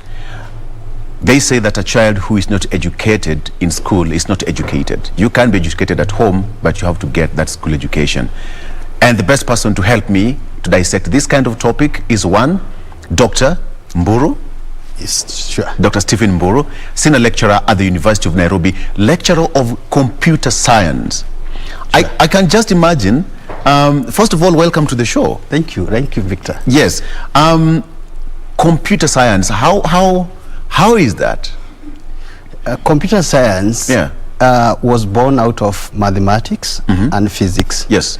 A few years ago, students were mostly pursuing mathematics and physics separately. Yeah. But bringing these two together was a problem whenever they went to practice in the field. So that's how the computer science was kind of derived from the two subjects. Yes. And therefore we try to equip our students with the skills, the knowledge, and the competence they need to solve modern problems, current situations that we have. Currently, for example, we are struggling with COVID, and you have seen how much IT or computer science has been in place, including in China, where they are doing kind of detection using artificial intelligence. So such kind of things couldn't be perceived some years back. But now we have computing, which has now brought together the science of doing. We'll get more into that briefly, but let's talk about the art and culture of reading and writing. Let me put it this way. Do Kenyans have that culture of reading? We've been accused of, we have that bad culture of we don't read. Do Kenyans read? Yeah, sometimes we say they read, sometimes some research say we don't. Why so? I think it's because the way we read. Yes. We might be reading the wrong things or reading from the wrong places. Yeah, the wrong materials. The wrong material. Yeah. But you have seen, like when the social media came, people are always on the social media, reading and reading. Even past midnight, you can't get somebody reading. But what are they reading? What's the content that they reading? Okay, but tell them to take a paper, read that maybe the newspaper, like the way you are doing today morning. How long will they take with that paper? Yes. But you see, somebody is engaged on material. Sometimes the material may be good. Sometimes the material may be destructive. But when you talk of constructive reading, yes, it takes a lot of effort. It requires a lot of motivation. Most of us are not very ready to read constructively. Exactly. We read what we feel like. Selectively. What entertain us. Yeah, exactly. And that is a very dangerous situation for our society, right? Sure. Because when you look at number one, if you want to form the culture of reading, number one, first of all, you must have that interest. True. But do we have that interest? You see, like Victor, whenever our kids come home, because I'm a parent, yes, you find that they are very eager to read materials that entertain them, especially at the teenage level. With the small kids, they are very ready to read things to do with cartoons. But at school, the teachers are complaining. As lecturers, we complain about our students. They don't read what we give them. Why? Because the constructive reading is very engaging. It requires some strategy. And therefore, you find that most of them give up on reading. And that's why you find that towards the end of the day, there is a lot of dropouts, there are a lot of wastages. But the fact remains that those who read constructively, you can see how well they progress, even in the life of research. Sure. Where did we go wrong as a nation? I think we went wrong at the basic level. To me, the education system that we had there before was emphasizing more on the higher levels than the basic level. Currently, we have gone now to the basic with the CBC curriculum, what you call competence-based curriculum, where we are looking at where does the foundation start. So with the current curriculum, which I've also contributed a lot in design and kind of piloting and implementation, currently I'm implementing that within my write-ups, you find that we'll find our kids trying to understand or reading when they are too old. I've found some guys at the age of 50 coming to the university to read. Is it very comfortable for such a person to read and read seriously? Sometimes they come for evening classes, but you find that they are dozing because they are already tired. So we have gone down to the pyramid and say, let us start the reading at the ground, at the grassroots level. Bring these kids with the culture of reading. Are you trying to talk about bottom up? Bottom up, like the economy that you are coming up with. The bottom up kind of reading. Yeah, sure. It has to start at some particular level, and it has to be nurtured so that it gets completely into your brain that reading should be part and parcel of life. Like for us, we read almost on a daily basis. True. For 1 hour, we read endlessly, and even after that, we still read. When you talk about, for example, students, you interact with the students on a daily basis. You've nurtured talents, you've nurtured students who are now in the job market. How do you rate them anytime they get to the university first year until they graduate? What do you see in them? What I can say, Victor, is that when the students come from high school, because we receive our entry level is from high school, and some we get a few from colleges, of course. But when they are coming from high school, you find that there is a disconnect because some few years ago, students were mostly looking at getting a grade. Yes. Not reading. Yes. But getting a grade, yes, and getting it quick. Yes. And you're told you must get the university pass mark. Pass mark, yes. So the emphasis was not on reading, it was on pass mark. And therefore, when we receive these students and we expose them, because at the university, we do not give them what we call spoon feeding, yeah? So we give them the world, we let them research on their own, we let them use computers to learn, to read, to kind of get the materials from online resources. But they get lost. Why? Because they have not been used to such an open space where they can explore by themselves. They are used to teachers who are behind them, giving them almost everything. Plenty of books. Yes. They buy plenty of books in primary school and secondary schools. So by the time they are coming to the university, they are almost like, who is going to help me to read? Exactly. You get? Yeah. But we don't help them to read. We only guide them how to read. And therefore, we go wrong where we were kind of giving these students a mind that going to the university was the only thing and you must get a grade. Can't you read and become an innovative person in the industry there? Become a journalist is not a bad thing. You said you read every day. Yes. Isn't it? Yeah. And you read a lot. What we are saying is this kid who is now coming through CBC should be able to do almost everything without necessarily focusing on only the grade. Yes. That's why you find that our government changed the mode of learning, teaching and learning, from the rote kind of learning to competence-based learning. Yes. So that by the time this kid is leaving standard 6 or grade 6, they are good. They are good to go. They can do something with themselves. Yes. They learn everything from skills-based competence to reading competence to writing competence. My kid who is almost, I think now she's in grade 1. She's actually in grade 1. She just went the grade 1 the other day. Is able to do quite a lot than we did during our time. Yes. What they are doing right Is it now, because of the environment? Because of the environment, right? And the kind of the curriculum they are getting.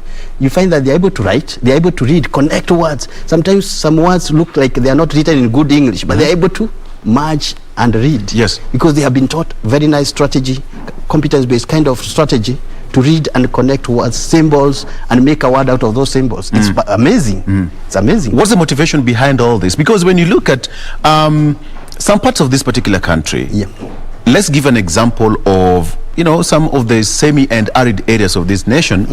You'll find an average child in grade 1 will not be in a position to even write his or her name. You ask somebody, what's your name? Nana kuangalia tu. There is a disparity. How can we bridge this gap? To me, I understand what you say because I've also witnessed this. Being a teacher, I've walked around the country and seen such kind of disparities. Maybe we can talk of cultural barriers. Some of these are cultural barriers. Yes. Because sometimes you can see even the government goes to a step of or a point of telling the parents, if you don't take your kids to school, you're going to arrest you. So some of these are not cultural barriers. They are to do with economic barriers. The kid is very bright, but they are not able to go to good schools because the parents may not afford the kind of fees that are charged in good schools and the kind of resources that are required by these schools. Yes. So there is also what you call the political barriers. Yes. Some areas have been completely neglected economically and sorry, politically, and you find that they give up and say, even if I go to school, will I even get that job? Because our society rarely get that job. Yes. And that's why we say that mostly it's a multidimensional problem than a single problem. Yes.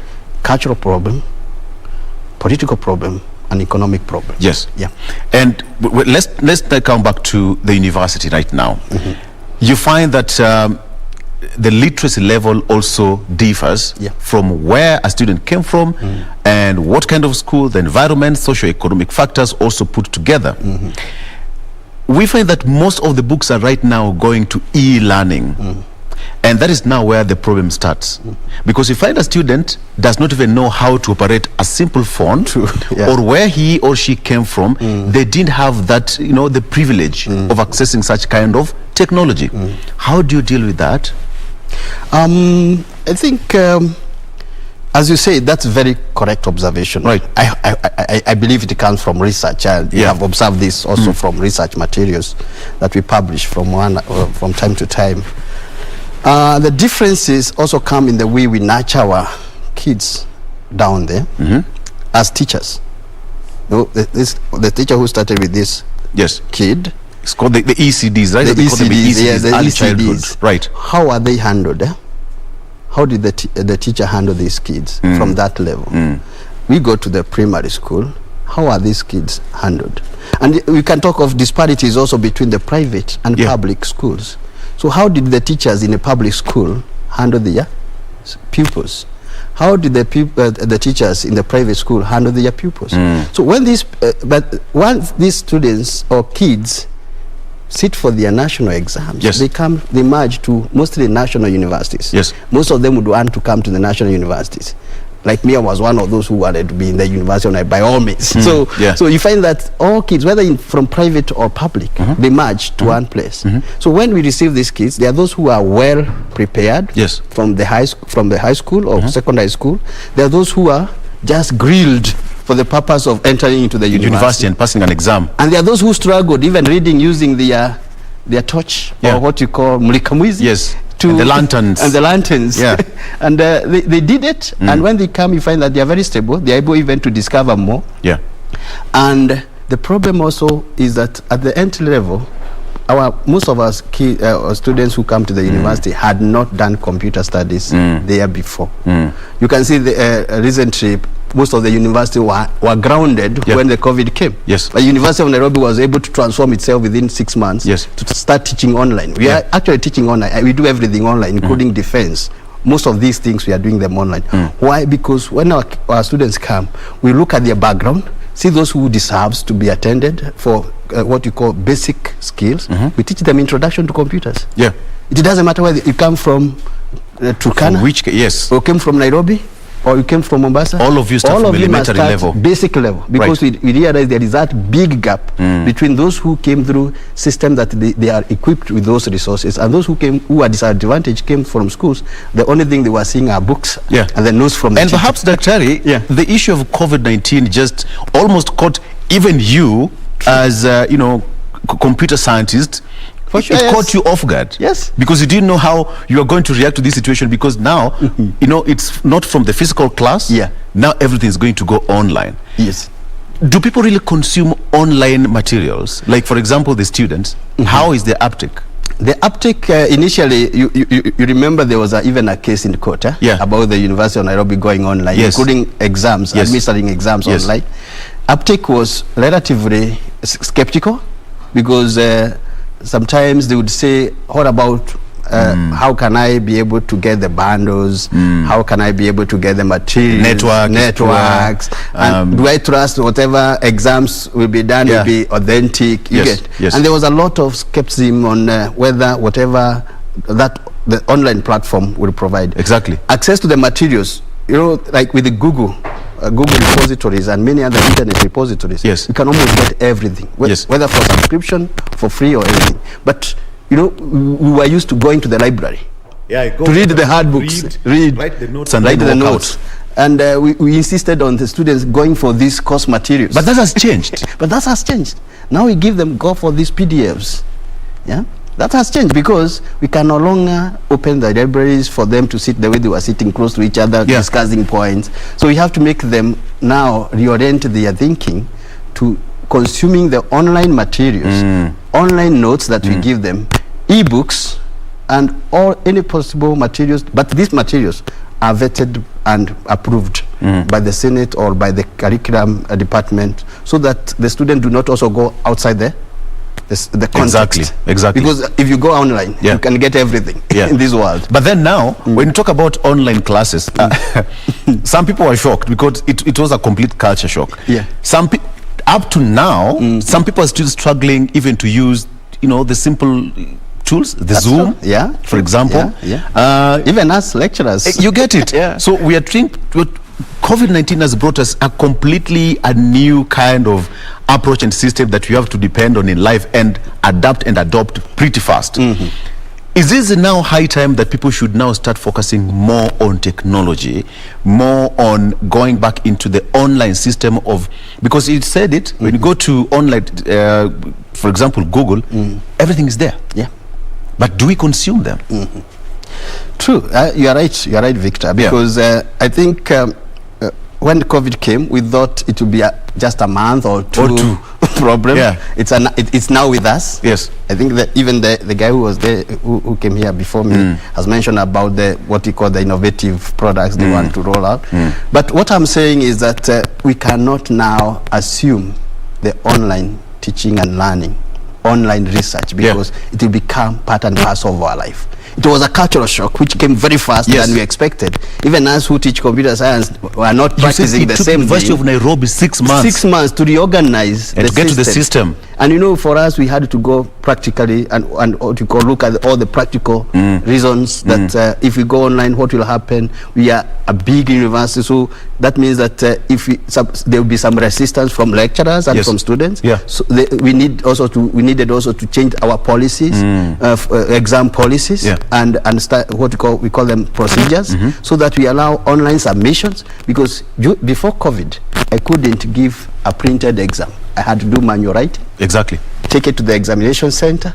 It's printed. It's typed. I go there, proofread manually. Check back the paper. But now you're telling the lecturer, okay, now you can submit your exams online. You can mark online. It was such a cultural shock, and we thought that the university is joking. The COVID will go the other day. I remember people tried to, there was a bit of some resistance.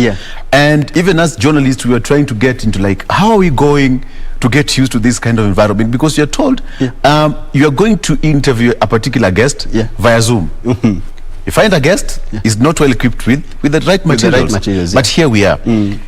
Doctor, is it now high time for us now to start embracing technology? We start embracing the social media and use them pretty fast. You are a lecturer of computer science. People say that, see, I know how to open a Word. I can type, I can send an email, I can do PDF, and that's it. But computer science is wide and covers all these things that we are seeing today. Yes. Right? True. Now people are seeing the power of computer science now. Yes. And we are not going to live without the computer science going into the future. It has now been evident. Yes. We were trying to say this some years back, but people are not seeing the sense. Today, look at how much is being made by Microsoft with their teams. True. Billions. Look at how much is being made by Zoom. Billions. Yes. And Zoom came like a joke. Now actually the moment COVID started, that's when people are like, what is this? What is this? And right now that's what we are using. That's what we are using. Look at Google with their Google Meet. How much are they minting? And they started, and Google was a project of a PhD student, and it was converted into a resource. That's why we say in Kenya we should also be innovative in the way we consume these technologies. It's not just a matter of consuming Google Meet, Microsoft Teams, Zoom. Can Kenya also come with its own homemade online platforms that we can exchange our materials and discuss our cultural You're a computer scientist. Why did you come with such an idea? I mean, we have some of these innovations we have around, like the mobile money transaction platform. We all know it started by just a simple student around here, and it's a global kind of a system that people use to transact money. Do we really have that point now to say, computer science is just something that we just have to learn? It's going to be part and parcel of our life, because COVID has just opened our eyes all of a sudden. Where do you see us going? I hope, Victor, you're aware about 2 or 3 years back, University of Nairobi started something called Nairobi Innovation Week, of which I was the chair of writing, what we call even vetting the materials that was coming for display, what we call exhibition.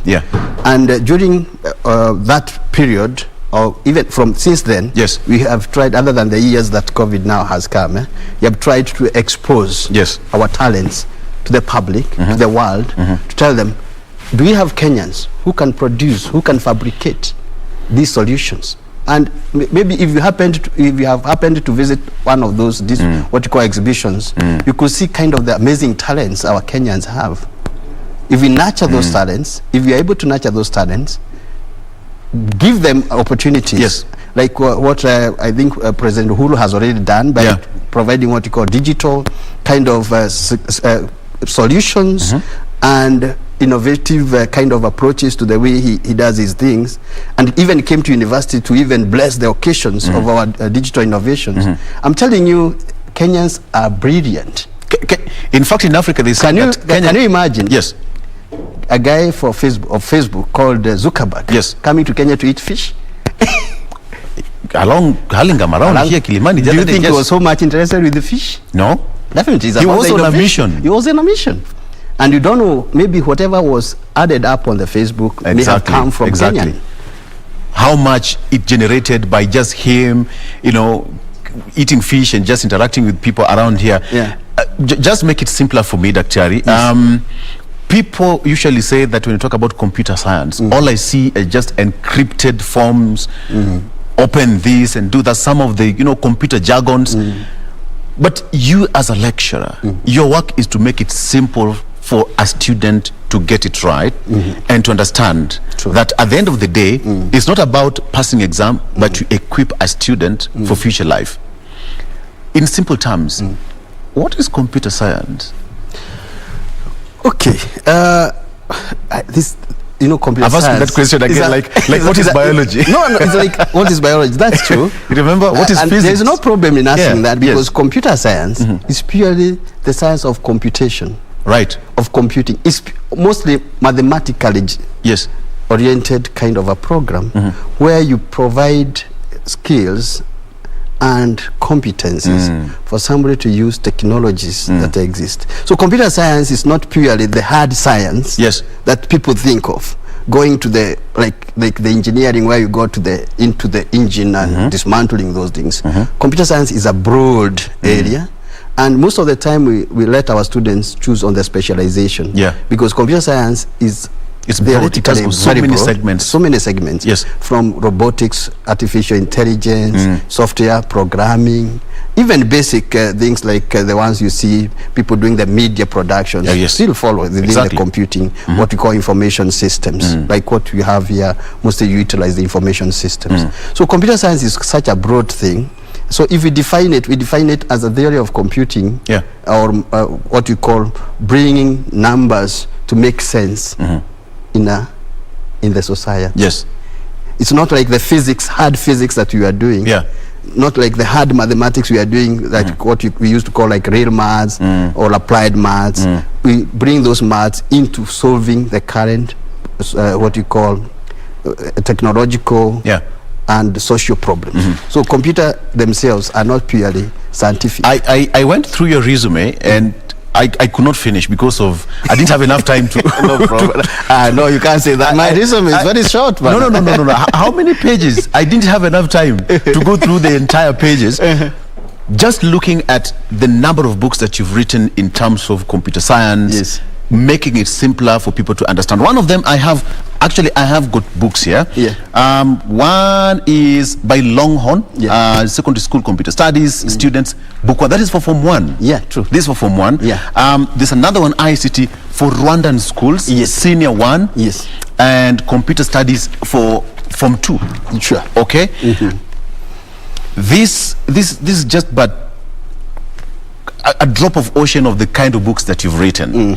When you look at, for example, this book for Form 1, it's, for example, it's revised from 2018, and it basically needs to introduce the introduction. It goes back to the criteria for selecting computers and what have you. It starts from the introduction of computers. Sure. I believe this kind of books, when you give to a student in Kenya, you're equipping a future generation. What do you think about that? If I tell you, Victor, because I started as a high school teacher, and I knew around 1998, I knew how much we had problems getting resources for our students. Right.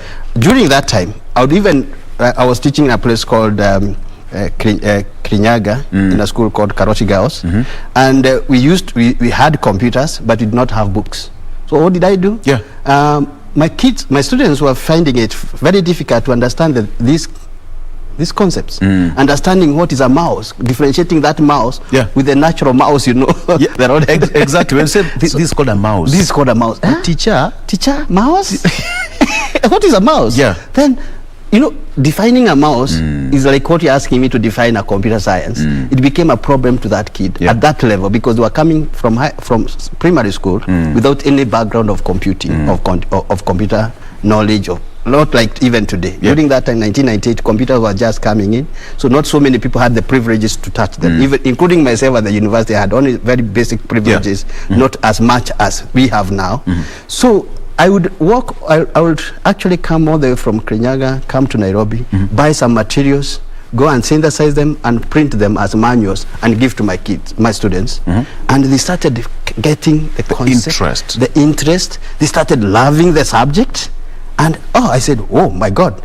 So I can be able to synthesize this kind of complex information according to them. And the only other who came closer to giving us the material is called John Onunga. Yes. He was a lecturer of the University of Nairobi, the late John Onunga. And his books became very popular. But because he was a lecturer of computer science, he was also approaching with the scientific, a lot of scientific writing. Right. So we decided now with my colleague, why don't we now convert these materials into sensible books that can be understood by our students. And I bought a computer to purposely convert those materials into synthesized content. Do you know, by the time the computer studies 2002, it was approved, it was revised. I was called to KICD, what we used to call a KIE, to come up with the strategies for getting the best books that can assist our secondary school kind of handle the subject. And during that's where I got to know Longhorn, and we started writing these books. And I'm telling you, with authority, these are the books that have stayed for 16 years without running out of market. Because we always revise them, bring them up to the date, giving them the most illustrative, forms, including color illustrations. That when the kid sees this cable here, he can be able to relate, or she can be able to relate with the cable that is in the computer lab. Actually, most people, I've just seen something here. Probably my cameraman just zoom in briefly. We have got, this page here has an illustration of how many cables. Perhaps the only person can say is a USB cable. Exactly. We've got a USB cable because we use that one to charging phones. But I see we have serial interface cable, we have got VGA cable, HDMI cable for the TVs, and what we all know is USB. And another cable, we have got Firewire. I remember Firewire in journalism for editing and all that. And sound cable and so much more. It seems like all this has been simplified for that local and that common student to understand. Highly simplified from the mountain to the lowlands. That once the students read this, you can see even the text is very small, but the illustrations speaks for them. And they're able to compare what they see with their physical eyes with what they read. And therefore, the mouse became well defined, not the rodent, but the mouse. And you can see even from this book, you can see even the mouse themselves that we have provided are very, very illustrative, and all of them are in colored pages. They're all in colored pages. And they can be able to even to read the technology even the current they're doing nowadays. Not so much of details, but showing them even how to hold. How many would show you how to hold the mouse? I will ask my colleague Jane to tell me how to hold a mouse, because some of them they pounce. Let me just put they pounce on a mouse, and I've seen Jane literally pouncing on a mouse. But Jane, there is a formula and there is a specific style of how to hold a mouse. So learning never stops. Never stops. Doctor, we are coming to a close of this discussion. Perhaps we'll find another time to discuss more of this, and take me back to computer school one more time. When you talk about, as we finish, where are you seeing the future of this nation in terms of technology in 1 second? The future of this country, as I mentioned earlier, is to nurture the young minds to be more innovative, more creative, and that's what the role I have even at the current role in my university is to nurture the young minds to be more innovative. Actually, we were the ones who started what you call C4D, the Center or Computing for Development. Once we realized our students could not be connecting the technologies they are learning in class and what is expected in the field. So we are looking at nurturing the innovations, not at the university level, but from the ground. Let the kid, even from home, even from preschool, be able to use this technology and other what you call innovative tools to make Kenya a powerhouse. Yes.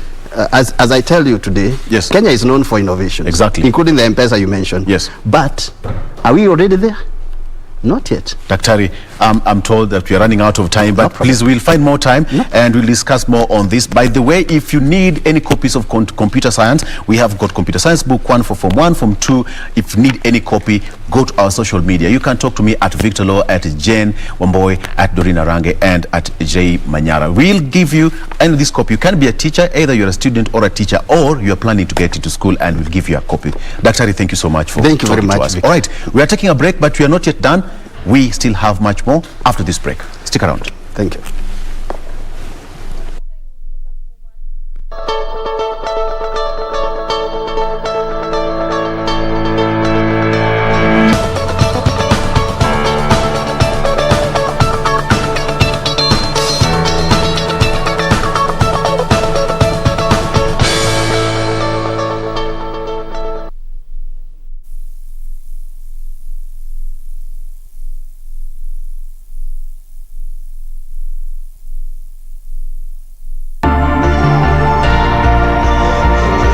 Waomba wenzangu, kama vile mimi ufanya, weka pesa yako kwa panga account juu KDIC imekuhakikishia iko safe.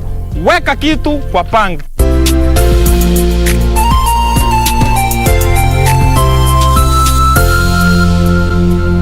Be sure, check out for a KDIC sticker in your banking hall. KDIC, protecting your deposits.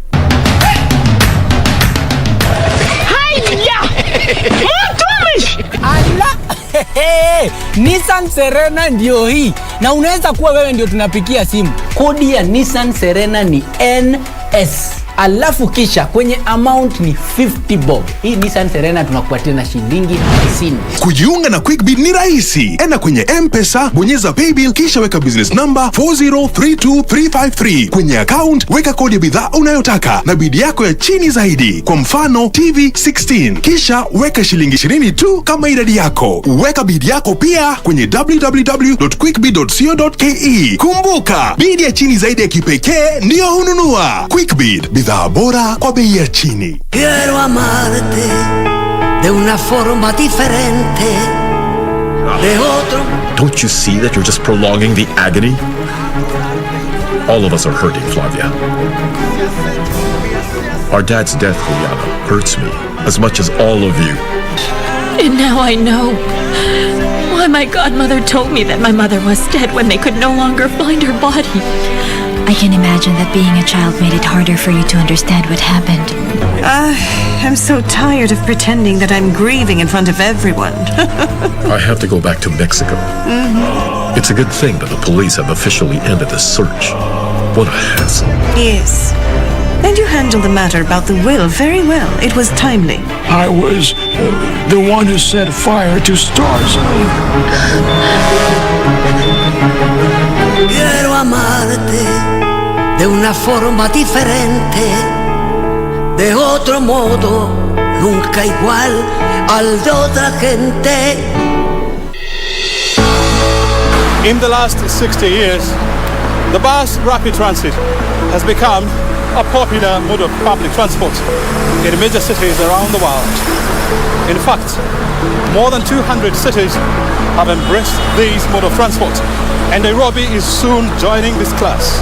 87% of our people who do not have individual cars, this is their value. And once unlocked for them, it will transform the quality of life. This week on Inside Government, our focus will be on BRT.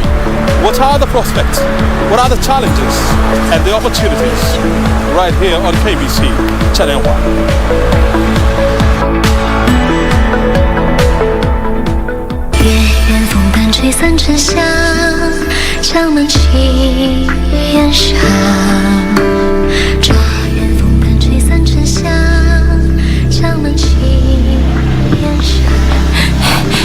Hey, things okay? Shh.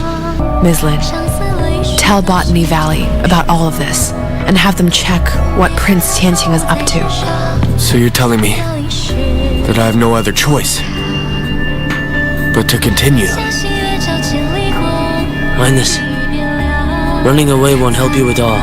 Temple is the actual destination. How can we tell if they're escorting him to the palace? In order to avoid any attention, His Majesty will ask Prince Tianqing to bring him back and pretend that he is all alone. 月圆风般吹散沉香，江南起烟上。乍以为当归入药汤，相思泪水。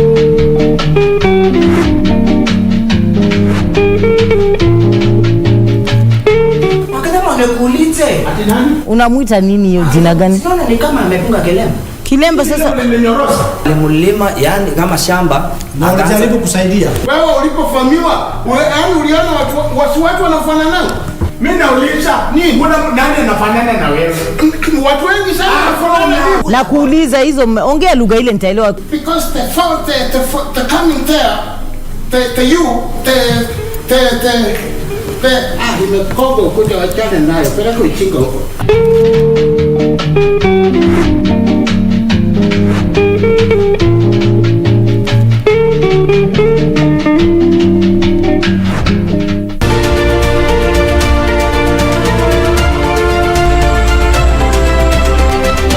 My name is Ian Lemayan and I'm a wildlife warrior. When I was born, there were over 25,000 of these animals. Today, there are fewer than 1,000. Why should we watch the extinction of an animal that was there before us? Shouldn't we be feeling so guilty trying to finish a species that has existed over these years? We need them for ourselves. We need them for them to be them. We need to see them grow. This is Wildlife Warriors, and I'm Paula Kohombi.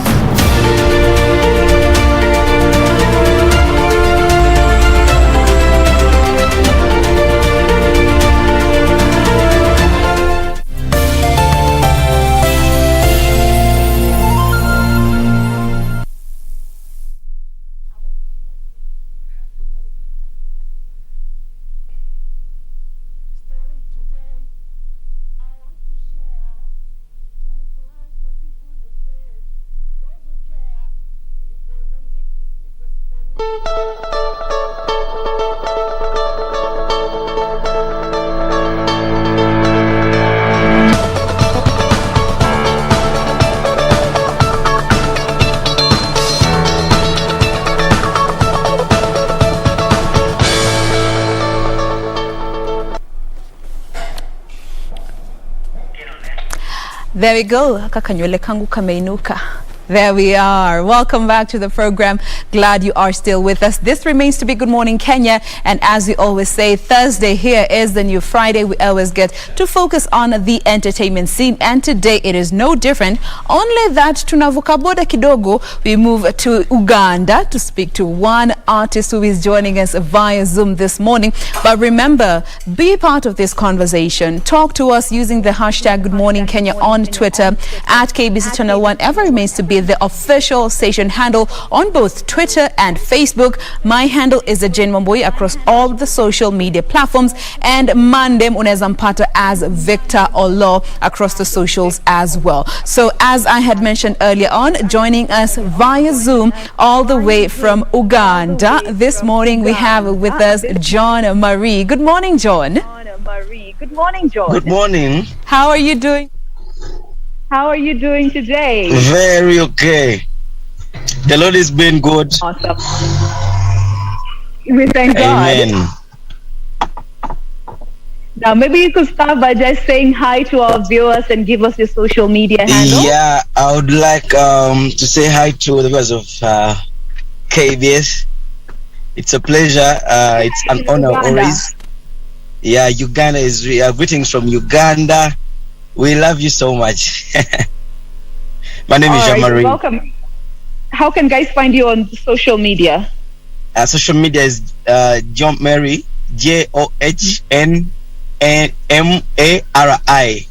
on Facebook, awesome. Instagram, and Twitter at John-Marie Pro. Awesome. Yeah. Okay. Now you can go ahead and check him out, send him any questions, or you can also tag him on what you guys are going to be sending through via our station handle. Now let's just get to understand a bit about you as an artist. How far back does it go? How long ago did you start doing music?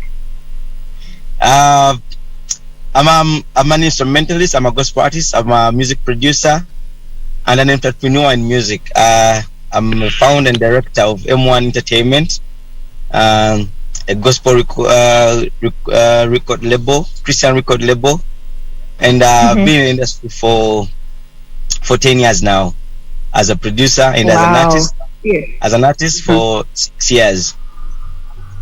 6 years. And have you always been gospel through and through? You know, we get to see artists shifting back and forth between gospel and the secular industry. Has it been gospel through and through along this the whole span of 10 years now?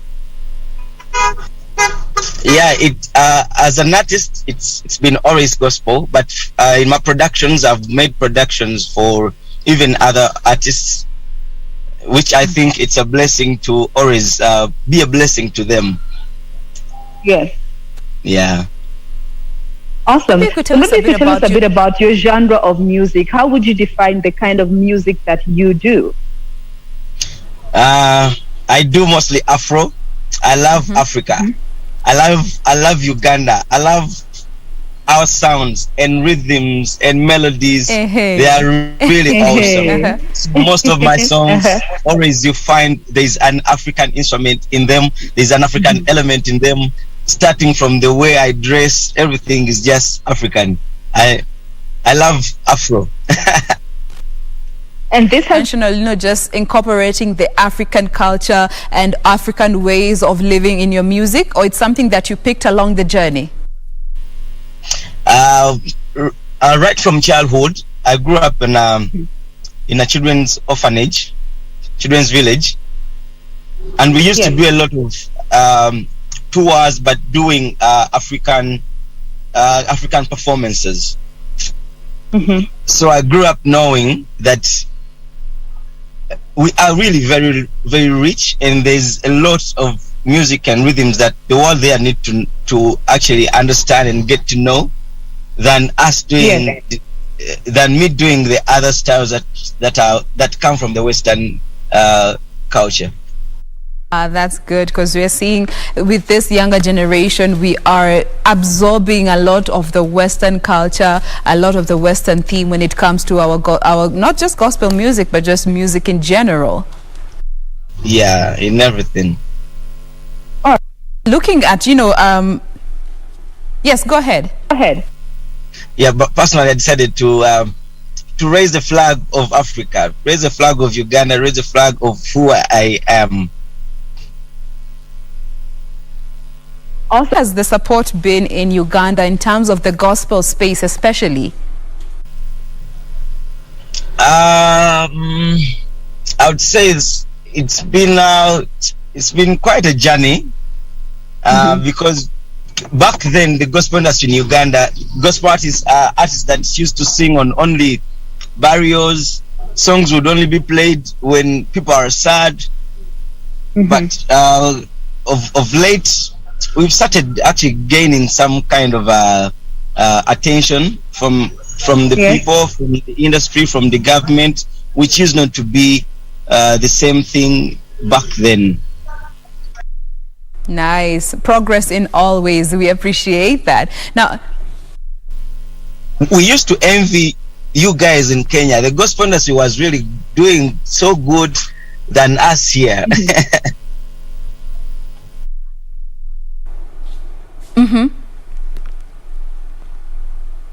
Currently, we are actually we are elevating. It's an awesome journey. It's an awesome journey. And just bringing the conversation to a more personal level, the people around you, your closest family members and friends, in terms of them being a support system in your craft as a creative, how has that been over the last 10 years that you have been in this space? First of all, I would thank God for giving me the very best of the parents that I've had.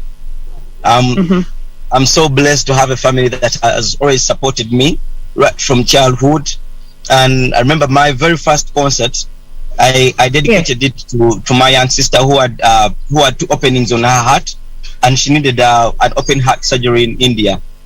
So because of the support I've always had from my family, we actually managed to raise lots of money, and we took my sister, and she's actually now 4 years, and she's doing great. Personally, I've had support from my family, support from the people that are around me, because they know that I'm really very passionate about what I do. Now, we are in this pandemic, and just looking at the Kenyan space, the entertainment scene and our artists have really been affected negatively, so speaking, when it comes to what they have gone through during this pandemic. Maybe how has it been for you guys in Uganda, and maybe just on a very personal level, even for you as an artist, as a producer, as a part of a record label, how has it been for you for the past year that we have been dealing with this pandemic? It's been good, man. Gone through and through. Everything that we deal in has to deal with people in big numbers, be it performing, be it studio sessions with bands and choirs, like people gathering. So for the last 2 years, it's been a hassle, I'm telling you. But this way God has been faithful, and there's been actually a transition. We used not to have online concerts, but right now artists have resorted to doing online concerts and investing more in the online music stores where we can get some money. But Ugandans are not really used to the internet and those things. So we actually personally, I had a chance to sign up with the Mudundo. It's from Kenya, and it's been those online platforms that I've been able to earn from a little bit, YouTube and other streaming platforms. But it's not been easy. But we pray and we believe that it's gonna go away. Everything's gonna be okay because God got our back. Confidence. And maybe you could tell us a bit about your record label, the M1 Entertainment in Uganda. How is it faring, also considering the space that we are in? M1 Entertainment has 6 of the best gospel artists in Uganda. We have signed also producers, including myself, Atin Pro, who is one of the best in Uganda, Dan, and M1, in short, it's an acronym of a word meaning ministry, because we consider ministry to be the first priority besides money and everything. So we've had lots of artists go through M1, not even actually gospel artists. We've had very many artists like Spice Diana, Lydia Jasmine, and some big names of producers in Uganda today who are producing for the secular artists, but they came out of M1, and we are grateful. Absolutely. Now, when it comes to also the artists that you sign, it's not just about the artistic bit of it. There's also the business and entrepreneurial part of being part of M1 as a record label. What is it that you look for in artists in your entertainment scene that you can gauge them and say, this is somebody that we need to take on under our record label? Yeah, so make sure that you're industry as well. Yeah, like I told you, first it's about ministry, and our first priority goes to people that are really ministry minded. Yes. However, we put it on a professional basis. It was really very hard to professionalize the ministry, and it's actually been a struggle with the pastors, with the people that we work with, knowing that the artists, having them, it's a ministry. Of course, they are doing ministry, but they have to earn something out of their craft, out of their creativity, out of their gifts. But first and foremost, it is ministry minded, and of course, talent we've really valued, and we have actually most of the artists we have are of different genres. I do Afro. We have a rapper. We have a dancehall artist. We have cultural artists. Like we have different genres because we consider ministry and again talent, like real talent. How many? Yes. Yes. Personally, I was but someone, so I decided for some less privileged to have a privilege to be someone. Awesome. And maybe now you could tell us a bit about the albums you have managed to do over the year. Last year you did put out an album, but maybe you could tell us how many albums you have under your wing. I started singing and professional singing in 2016, and every after 2 years I release an album. So far I've released 3 albums. The first album was called Neunya. I released it in the Netherlands, and I did an European tour. And the next album did it have? The first album. It had Nsima, Neunya, Nasinza, and very many tracks. There were like 10 tracks. In the second album, it was called He's Able, and He's Able had songs like He's Able, Mukama Mulungi,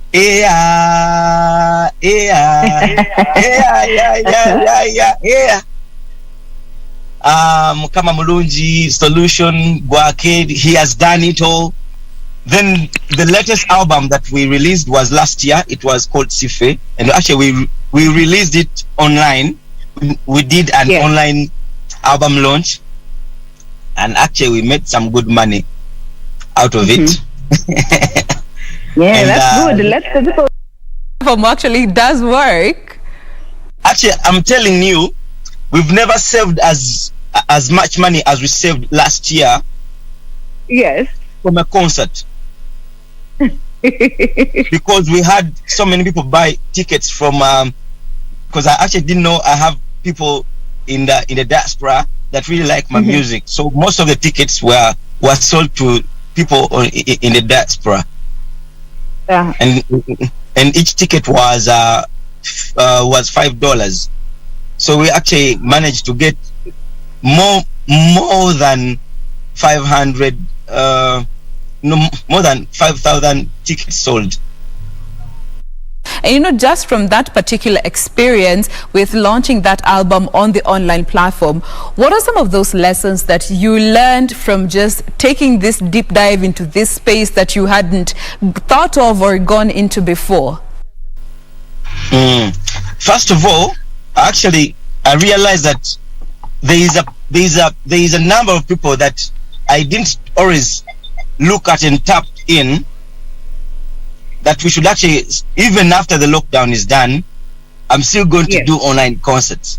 Something which I actually didn't know. Every year I've been making festivals, every year Nsima festivals in stadiums, but not considering streaming live. So even when we do our festivals and concerts, we will still streamline and sell tickets online.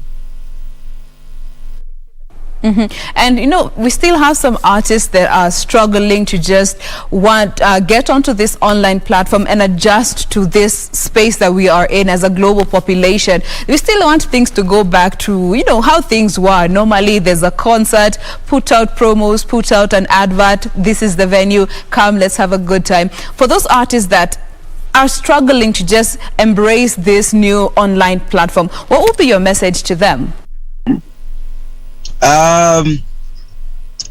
My message is I think it's online. I think personally it's a better thing, even to those that are really you know, there's those artists that are like, man, may I just want to record my music, release it, and you know, some that are shy. Online is actually better because there are no people, you're doing your thing alone. It's like you're in a rehearsal, you know, and it's a new thing. If you stay behind, we will go far. So you just have to adopt. Now, before we get to close this particular discussion, I have someone on Twitter who is called Casey. She's asking, ask him if he is a family man, because many a times here in Kenya we have seen young gospel artists who are not family men always go the wrong direction when it comes to their music. Yeah, I'm married to one J. She's called Jackie, and yeah. We got married last year, and it was during this lockdown, and it's been a tremendous journey. We enjoy each other, and it's the best thing you can do, only if you're ready. Awesome. A decision. Yes. And once you do it with the right person, it is the best experience ever. I'm telling you. Tell them. All right. We enjoy everything. Full of the Holy Ghost. Tell them. Now, this discussion, maybe what can the fans expect from you, both from the Ugandan space and the diaspora, which you have now come to understand that they are a big part of the movement that is behind you? What can we expect from you, artistically speaking? On 1st of August, I'm releasing a new single called He's Got Your Back. It actually has some Kiswahili, so my Kenyan people, you will enjoy this one. There you have it, John Marie, all the way from Uganda. Expect something soon, new projects coming up. Thank you so much for making time to be with us here on Good Morning Kenya. We wish you the best in your music. Amen. Thank you to you. God bless you. Bless you. I love you. Thank you. Thank you. That is John Marie joining us all the way from Uganda. He is a gospel artist. He is a studio owner. He is a producer. He has done so many pieces of art, and especially in the gospel scene, which is what he identifies with. Just gracing our screens this morning, all about the entertainment scene. Now, as we get prepared for the next discussion, we have two legends that are going to be joining us here on Good Morning Kenya. We're bringing the conversation back home to the Kenyan space and focusing on the entertainment scene, and particularly when it comes to film, narrowing it further down to sitcoms, which is something that our country has been known to be very big on, and especially the locally produced situation comedy. So we'll be having two gentlemen joining us in a bit, but before we get to have them, how about to play for you a song or two of that belong to John Marie. So enjoy this before we get back.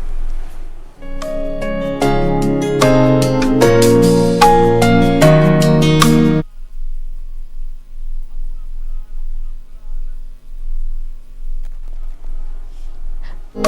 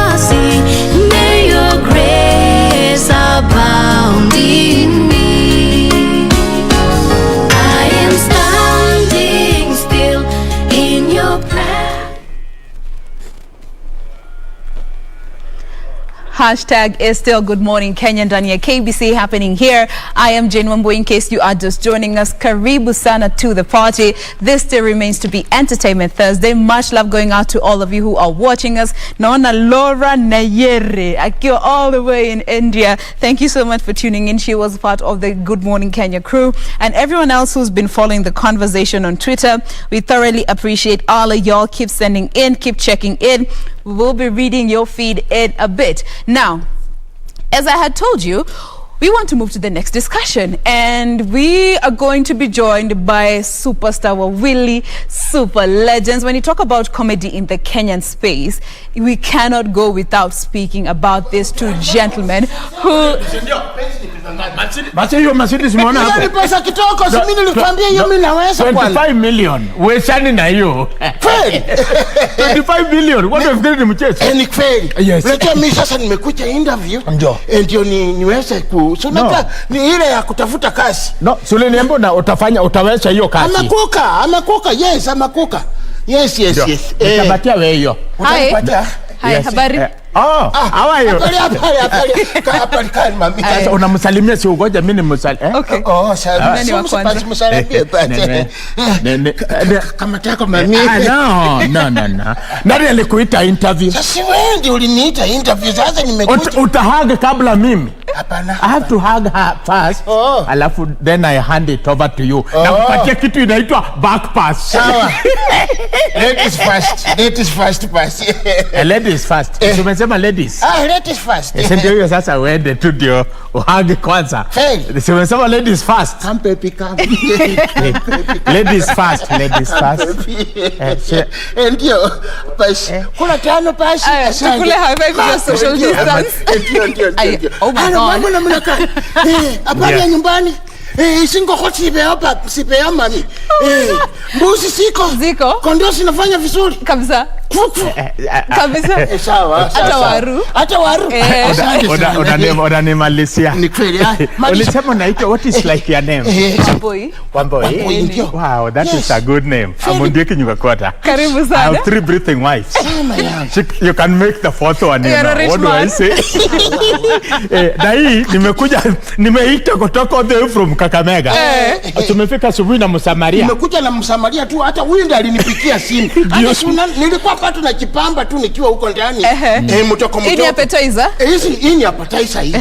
Na hii ndio sasa hii inaitwa kifungua kinywa. Sasa wacha aibu ndogo wewe. Unajua hapa tuko wapi? Utakunywa chai mami. Siwezi kataa. Mimi nilikipepeanga. Hebu kwanza tu social distance juu ya corona. Sasa ndio nilikuwa nauliza corona. Kuna corona ndugu yangu. Umepimwa? Mimi nilipimwa. Lini? Juzi tu. Ulipasa muli. Ukapatikanaje? Nilipasa we. Kweli nilipasa we. Ni kweli. Mami utakula? Utakula? Sasa. Sawa. Unaibu ndogo lakini. Si mimi unajua nilijipamba nikikuja tu namna hii. Lakini si ungekuwa umeniambia kitambo ndio nikwambie. Ukuje na toast mbili. Hapa sio sago bwana, inakuwa aibu. Okay, it's okay. Mami, otherwise you are so pretty. Ai mama yangu. Na wewe ulitengenezwa wakati Mungu alikuwa amenini achechoka. Wewe ni chai. Umekuja kutafuta bibi ama umekuja kutafuta kazi? She's very pretty. Marco, atulisema Wamboi. Mama yangu. Wamboi. Nakufurahi. Uko salama? Niko salama. Mimi ndio in fact what mimi ndio amekuja interview kwangu. He's actually anataka kufanya kazi ya cook. Na mambo ya watchman kabisa. Na hata anataka pia ukipata mpango aingie SGR. So sababu yako alikuwa anaendesha gari ya moshi. Ndio. Hiyo ni talent iko kwenyu. Kitambo. Simsalimie pia watazamaji, waambie venye watawapata Twitter. Wamboi karibu chai. Sitakataa, nitachukua haki. Asante. Hata mimi nitakunywa hii. Cheers. Msakulu. Cheers for you and for me. Itakutumula nitakuchapa. Hiyo tapia social distance. Mpigane mkiombe social distance. Ndio. Aya guys, interview. Mmekumbuka hiyo? Mlisema kuna interview. Ndio hii sasa. Ona shida. Sinakumbuka ile nilikwambia. Kama utapita, wewe utaweza? Mimi nitaweza. Utawezana? Si ndio? Sasa Wamboi ndio huyo. Utawezana naye? Nitaweza. I'm telling you itakuwa ngumu. Wamboi tayari. Wamboi unajua akiniangalia na ni confused. Sasa ndio ile nilikwambia. Kuja kuwa ready. Kuja kuwa ready. Na ni kijana mzuri amesoma. He's actually very learned. Sasa he's learned. Before tuendelee na interview. Simako how tupeleke break, commercial break. Kama journalist. By the way, I'm a journalist. You are? Mimi am a yes. Tupeleke break. Professional. Ndio hii kamera, angalia kamera gani kamera yako hapa. Kaisa kandi makwila ne mpaka when we are going to break. We are going to break this and then we'll be back very soon. Asante kandi. Director amesema hiyo imekataliwa, so tutachukua break sasa. Nilikuwa nasema poleni viewers, I'm very sorry. I brought a confused human being. I didn't know. Ni kweli. I'm very sorry. Very sorry. Tutawapatia miwa baada ya show. Miwa ni baada ya show. Mama yangu. Social distance. Walisema choche. Unakula miwa saa hii tena? Wamboi ulisema saa ngapi? Tunakula saa ngapi? Unaweza kula by the way. Bora uweze kuongea ni sawa. Sawa. Ndio nilikuwa na request. Wewe unaweza kula miwa na nini na mkate. Si sawa. Alafu na mimi nikule hii. Kila mtu apate kitu. At least wewe kula hiyo. Kula hiyo. Lakini huyu angejipepea kula tu hiyo. Sina inakotosha. It's okay. All right, gentlemen, karibuni sana. We are glad we make time kutoka Ushago kuja hapa. Karibuni sana. I'm a busy man. You're a busy kama man. Sasa niko hapa. Kama sasa unaniona niko hapa, uchumi ya Kenya inaweza anguka anytime. Right now. Without this guy. Uchumi inaanguka. Haraka sana. Ndio, unasikia. Yes. Director wangu anasema hauja social distance ya kutosha. Okay. Na sasa hiyo mkate ambao uko nayo kwa mkono. Na ndio bado nitakula na hujafanya social distance nayo. Au sichali tutafanya social distance. Tukitoka hapa. Mkate. Ukifungua mkate. Nikifungua mkate tutafanya social distance. Aje. Si basi unipatie piece yangu pande hii, wewe ukule pande hiyo. Wewe ungejipepea sako. Acha kuitisha yako. Sasa hiyo tamaliza jamani. Yes, of course. Basi kula. Wamboi, go ahead. Karibuni sana. Watazamaji wanaweza wapata katika mitandao. Kama ni mimi wanaweza kunipata katika Instagram. Ondiek Nyuka Quarter. Alafu katika kitu naitwa Twitter @Nyuka Quarter. Facebook @Ondiek Nyuka Quarter. And actually I always tell people for those ambao tunakutana katika IG, they can always DM me anytime. Wana slide pale. Hata mimi utanipata tu kama sote zinajiita Makoa. Utanipata hapo. Makoa. Facebook nini yote Makoa. Utanipata hapo. Na pia unatupata pia katika ukiingia katika YouTube unaandika Ondiek na Makoa, unatupata hapo. Tuko pale. We are there for me. To grow up tukiwaona entertainment scene, but for the younger generation hata hawezi jua mlianzaje hii entertainment. Hebu tuanze na ukikula miwa kidogo. Ondiek. Hii safari ya acting na film. Mama yangu ilianza kitambo. Ilianza kitambo sababu mambo mengine nimeona nilianzia ndani ya tumbo ya mama. I remember mama alikuwa ananiambia nasikia nachoka, kumbe ni mtoto ameenda safari. Rehearsal ameenda akarudi. Sasa akirudi mama kuna kupumzika. Sasa nilipozaliwa ndio ilikuwa ajabu. Sababu nilisaliwa na nikatoka nimekimbia. Na nilisaliwa nikiwa na ndefu. Na hii kipara hii kutoka sahi. Nilikuwa na kipara tangu kusaliwa mpaka leo. I'm just like that. Kichwa yangu naona inakaa nyungu style. You know? It is actually ni kichwa, si watu wengi wako na kichwa kama hii. Unajua huyu alikuwa anajaribu kushindana na mimi lakini yangu yangu isi nyungu. Na yake kitu ya ajabu alikuwa anaenda kwa kinyozi anamwambia ati amkate ati nini akue punk. No, sio ready ni punk ama ndio gani? Sikia. Na Makoha, hii safari ya acting ilianza mwaka gani? What space were you in? Okay, to be sincerely, Mimi nilianza nikiwa mtoko sana, nikiwa starter 3. So unaona? Sasa ilikuwa ndani ya damu.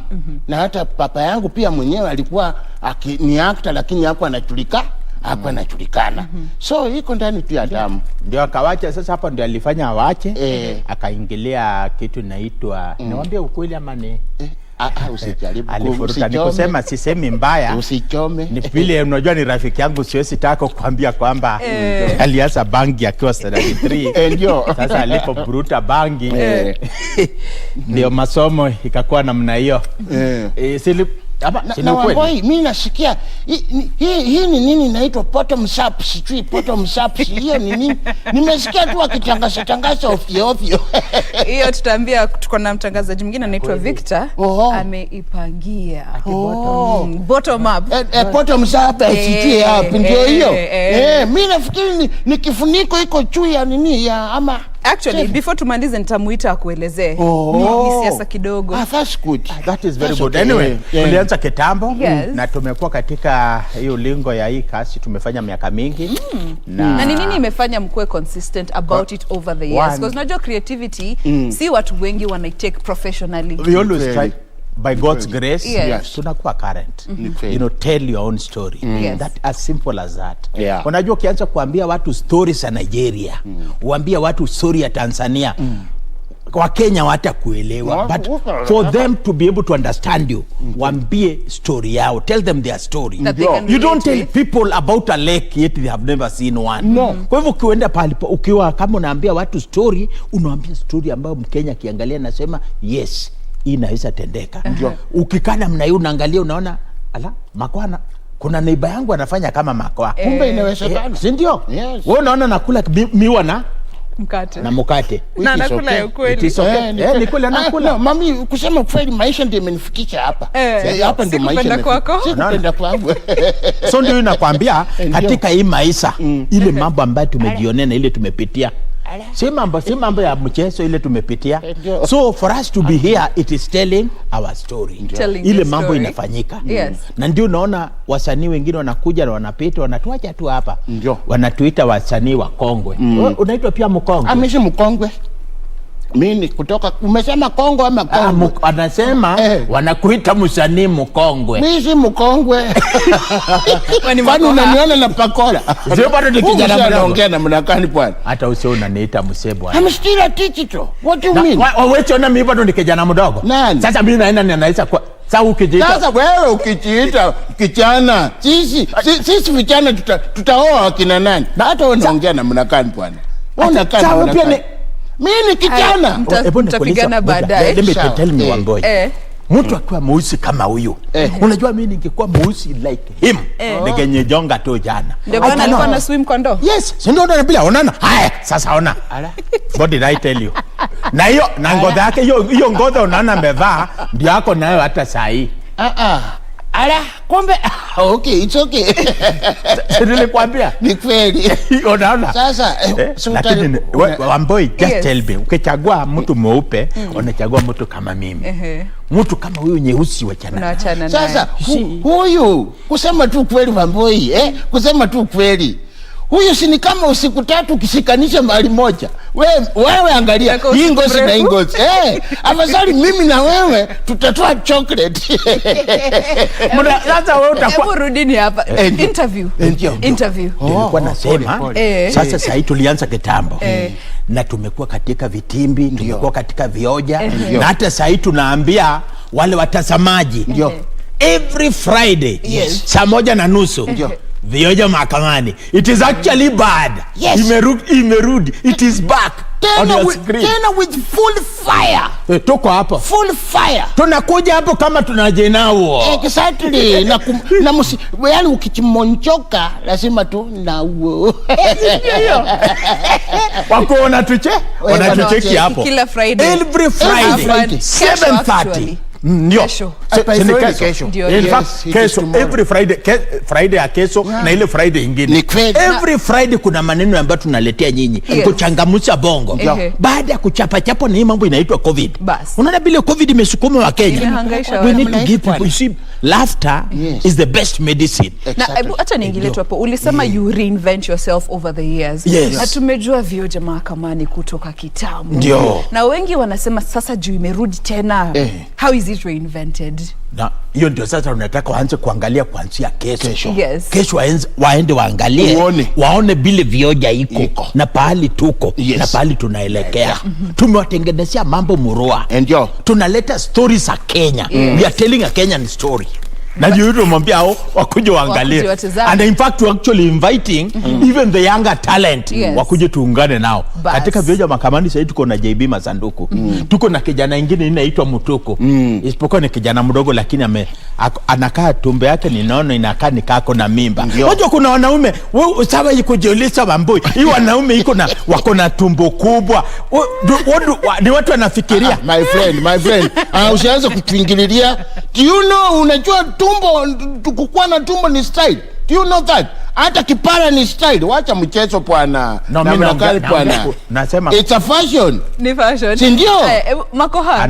Anataka sababu hako na tumbo kubwa. Ndio maana. Although vile nimejaribu kumwambia mesa dawa ya niuliza swali. Hebu niulize swali. Ulikuwa unasema nini? Kuangalia tu Kenyans when it comes to supporting local sitcoms kama vioja mahakamani ambayo inarudi.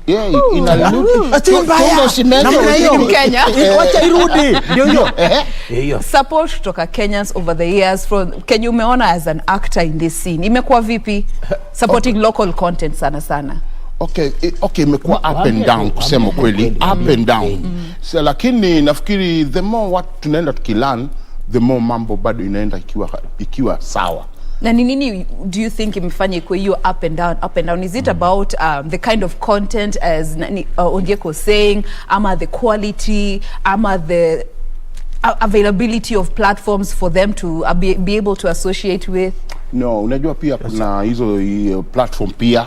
Hiyo ni mmoja wapo. Na pia vile unajua ukitoa kitu lazima utoe kitu ambayo watu wako related nayo na ni kitu inafanyika kwa society. So that's why unaona ni both sides. Yes. Awesome. Ngoja tuseme tu kweli. Problem ya msanii ya Kenya iko kubwa sababu Kenyans sijajua kwa nini hawapendi watu yao. Wanapenda kuangalia hizi, unaona hii ya Wahindi hiyo inabadilishwa inawekwa lugha vernacular na yetu kwa Kiswahili inawekwa lugha za vernacular, hizo ndio wanapenda. Mexican. Uko sitting room unasikia bibi yako analia. Alafu ukimuuliza nini anakuambia Alejandro ameuliwa. Just imagine. They do not love that which is ours. Oh yes. Hiyo ndio shida. Yes. Hiyo ndio shida yetu iko hapo. Watu wetu wanapenda vitu kama hiyo. Sasa wanaangalia hiyo, wanasahau kwamba kuna program zetu hapa local. For us ili usanii grow hapa Kenya. Because art is an industry just like any other. Exactly. Wakenya wameshindwa kusupport this industry. Na wange support hii industry, inaweza enda mbali sana. I remember in 1996 we visited Tanzania. Tanzania akina mzee Mkude when they were told to cut and race for Vitimbi, walikuwa na tetemeka. Yes. Walikuwa pale chini because Vitimbi was up there. But look at Tanzanians today. Na mimi naongea hivyo na najua kuna Tanzania wanatuangalia. Exactly. Wakenya wawezi fikia wa Tanzania as far as film is concerned. Yes. They are churning a lot of films zile zinafanyika Tanzania. There are so many because the locals they are ready to support. The business community wana support. Hapa Kenya it's different. Nionyeshe kampuni moja ambayo itakuja iseme saa hii we want tunachukua vioja ama tunakuja nyinyi wasanii tumuona katika YouTube mnafanya kazi mzuri, come we are going to give you money enda mfanye hii, mfanye ile ingine. That is exactly what is happening in Tanzania. Yeah. What steps do you think zinahitaji be put in place to make sure that first we formalize the industry? Because I think people take it casually because it's not as formal as maybe the nursing industry or the medical space. And looking at all stakeholders that come into play, kuna government, kuna the local, national and county governments, we have the mwananchi, we have media outlets. How can they all come in to just put those steps in place to make sure that we formalize the industry and give it the respect that it deserves professionally? Sasa hiyo, hebu tuanze na Makoha kidogo. Kusema kweli, lazima pia government support na waoneshe kweli